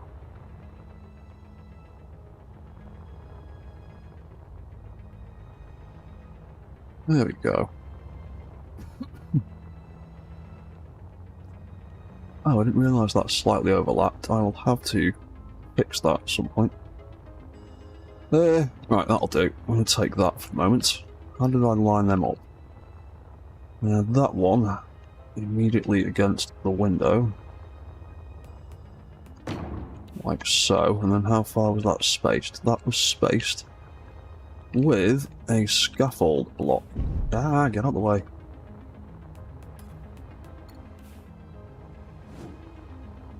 Fuck, where do I mount that scaffold block? It is in the corner of that triangle. Right.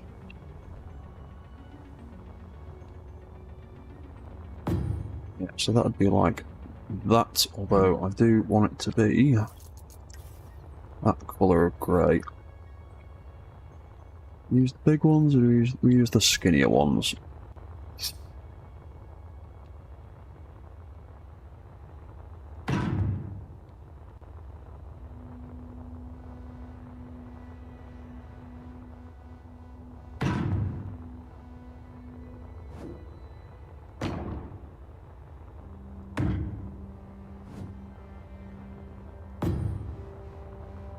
Oh, I love this partial copy feature. Just makes it so much easier. And I love the fact that we can build in blueprints now, or plan stuff out in blueprints.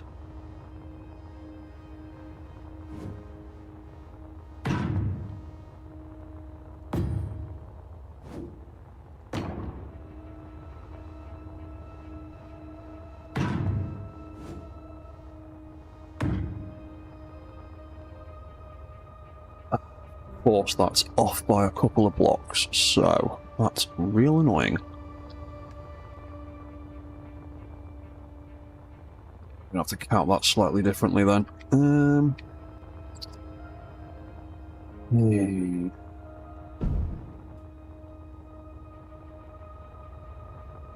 How many blocks off are we? That would be sitting there, so 1, 2, 3, 4.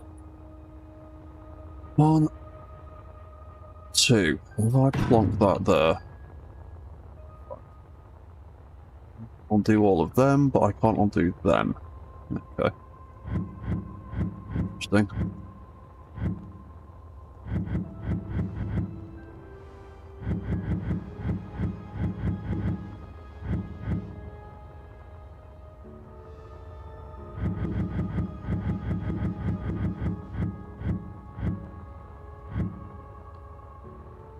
So, from there, 1, 2. And that should, hopefully, meet nicely in the middle.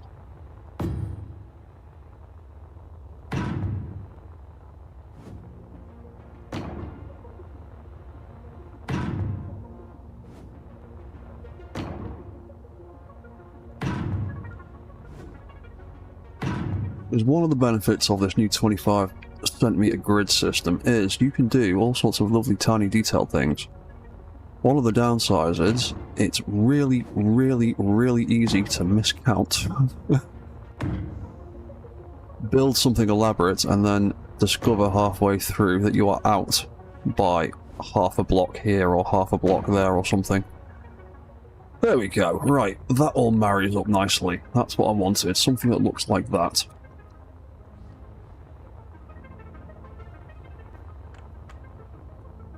Cool. Alright, we'll do the same thing over here. So, 1, 2 blocks out from the window. 1, 2 blocks out. Cool.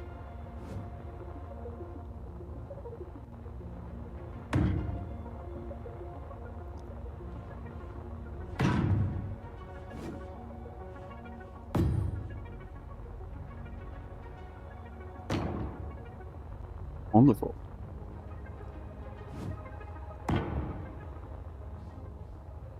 Yeah, another thing I'd like for SC2, I've said it before, is I'd like some shorter pieces of these, like, truss support block. Structural, I mean, they say structural support, it's basically just ladder truss. But yeah, I'd like some shorter sections of that.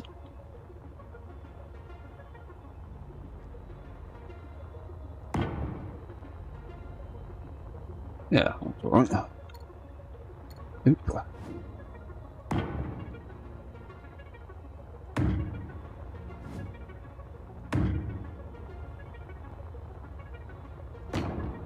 And the final one. Lovely.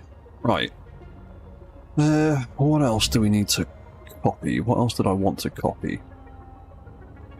Oh yeah, I want to copy these lighting rigs. So, let's do some more of that lovely partial copy stuff.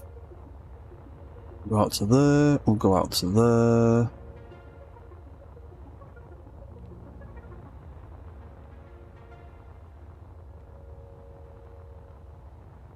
Yeah, that looks about right. Cool, that'll do. And there we go, I've got the blueprints for a lovely little lighting rig.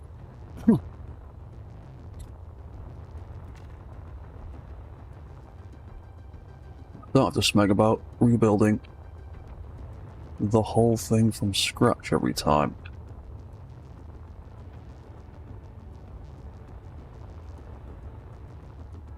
How did we lay them out? To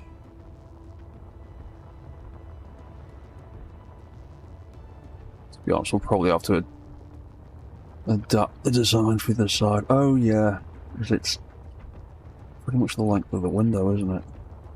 Oh yeah, yeah. Right, so we've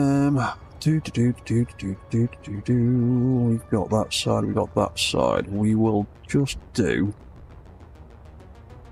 yeah, we'll do one row down either side, down the middle.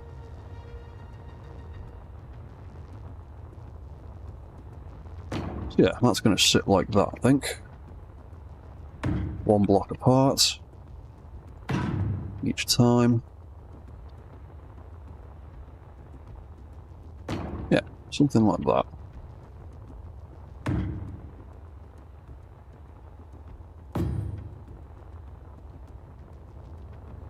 Like the center of that row. Yeah, cool. Oh, what? Yeah, no, run out of energy again. Let's jump in there.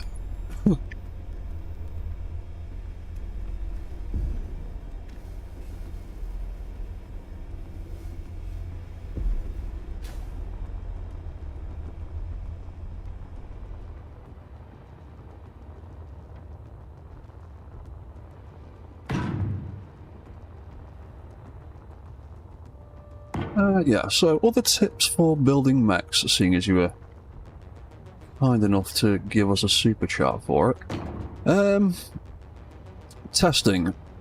Testing is always super important. I tend to, when I'm building my mechs, I tend to do it all in survival mode, but using the creative tools. That way you get the best of both worlds, because in creative mode it is very, very easy to throw something together that will not work in a survival setting, because all power and fuel and ammo and all that kind of stuff is just maxed out and infinite in creative mode, and it doesn't take into account power inputs and outputs and all that kind of stuff. Whereas if you do it in survival with the creative tools on, you have the freedom to build like you would do in creative mode, but everything you build will need real-time proper survival like fuel and resources to run it.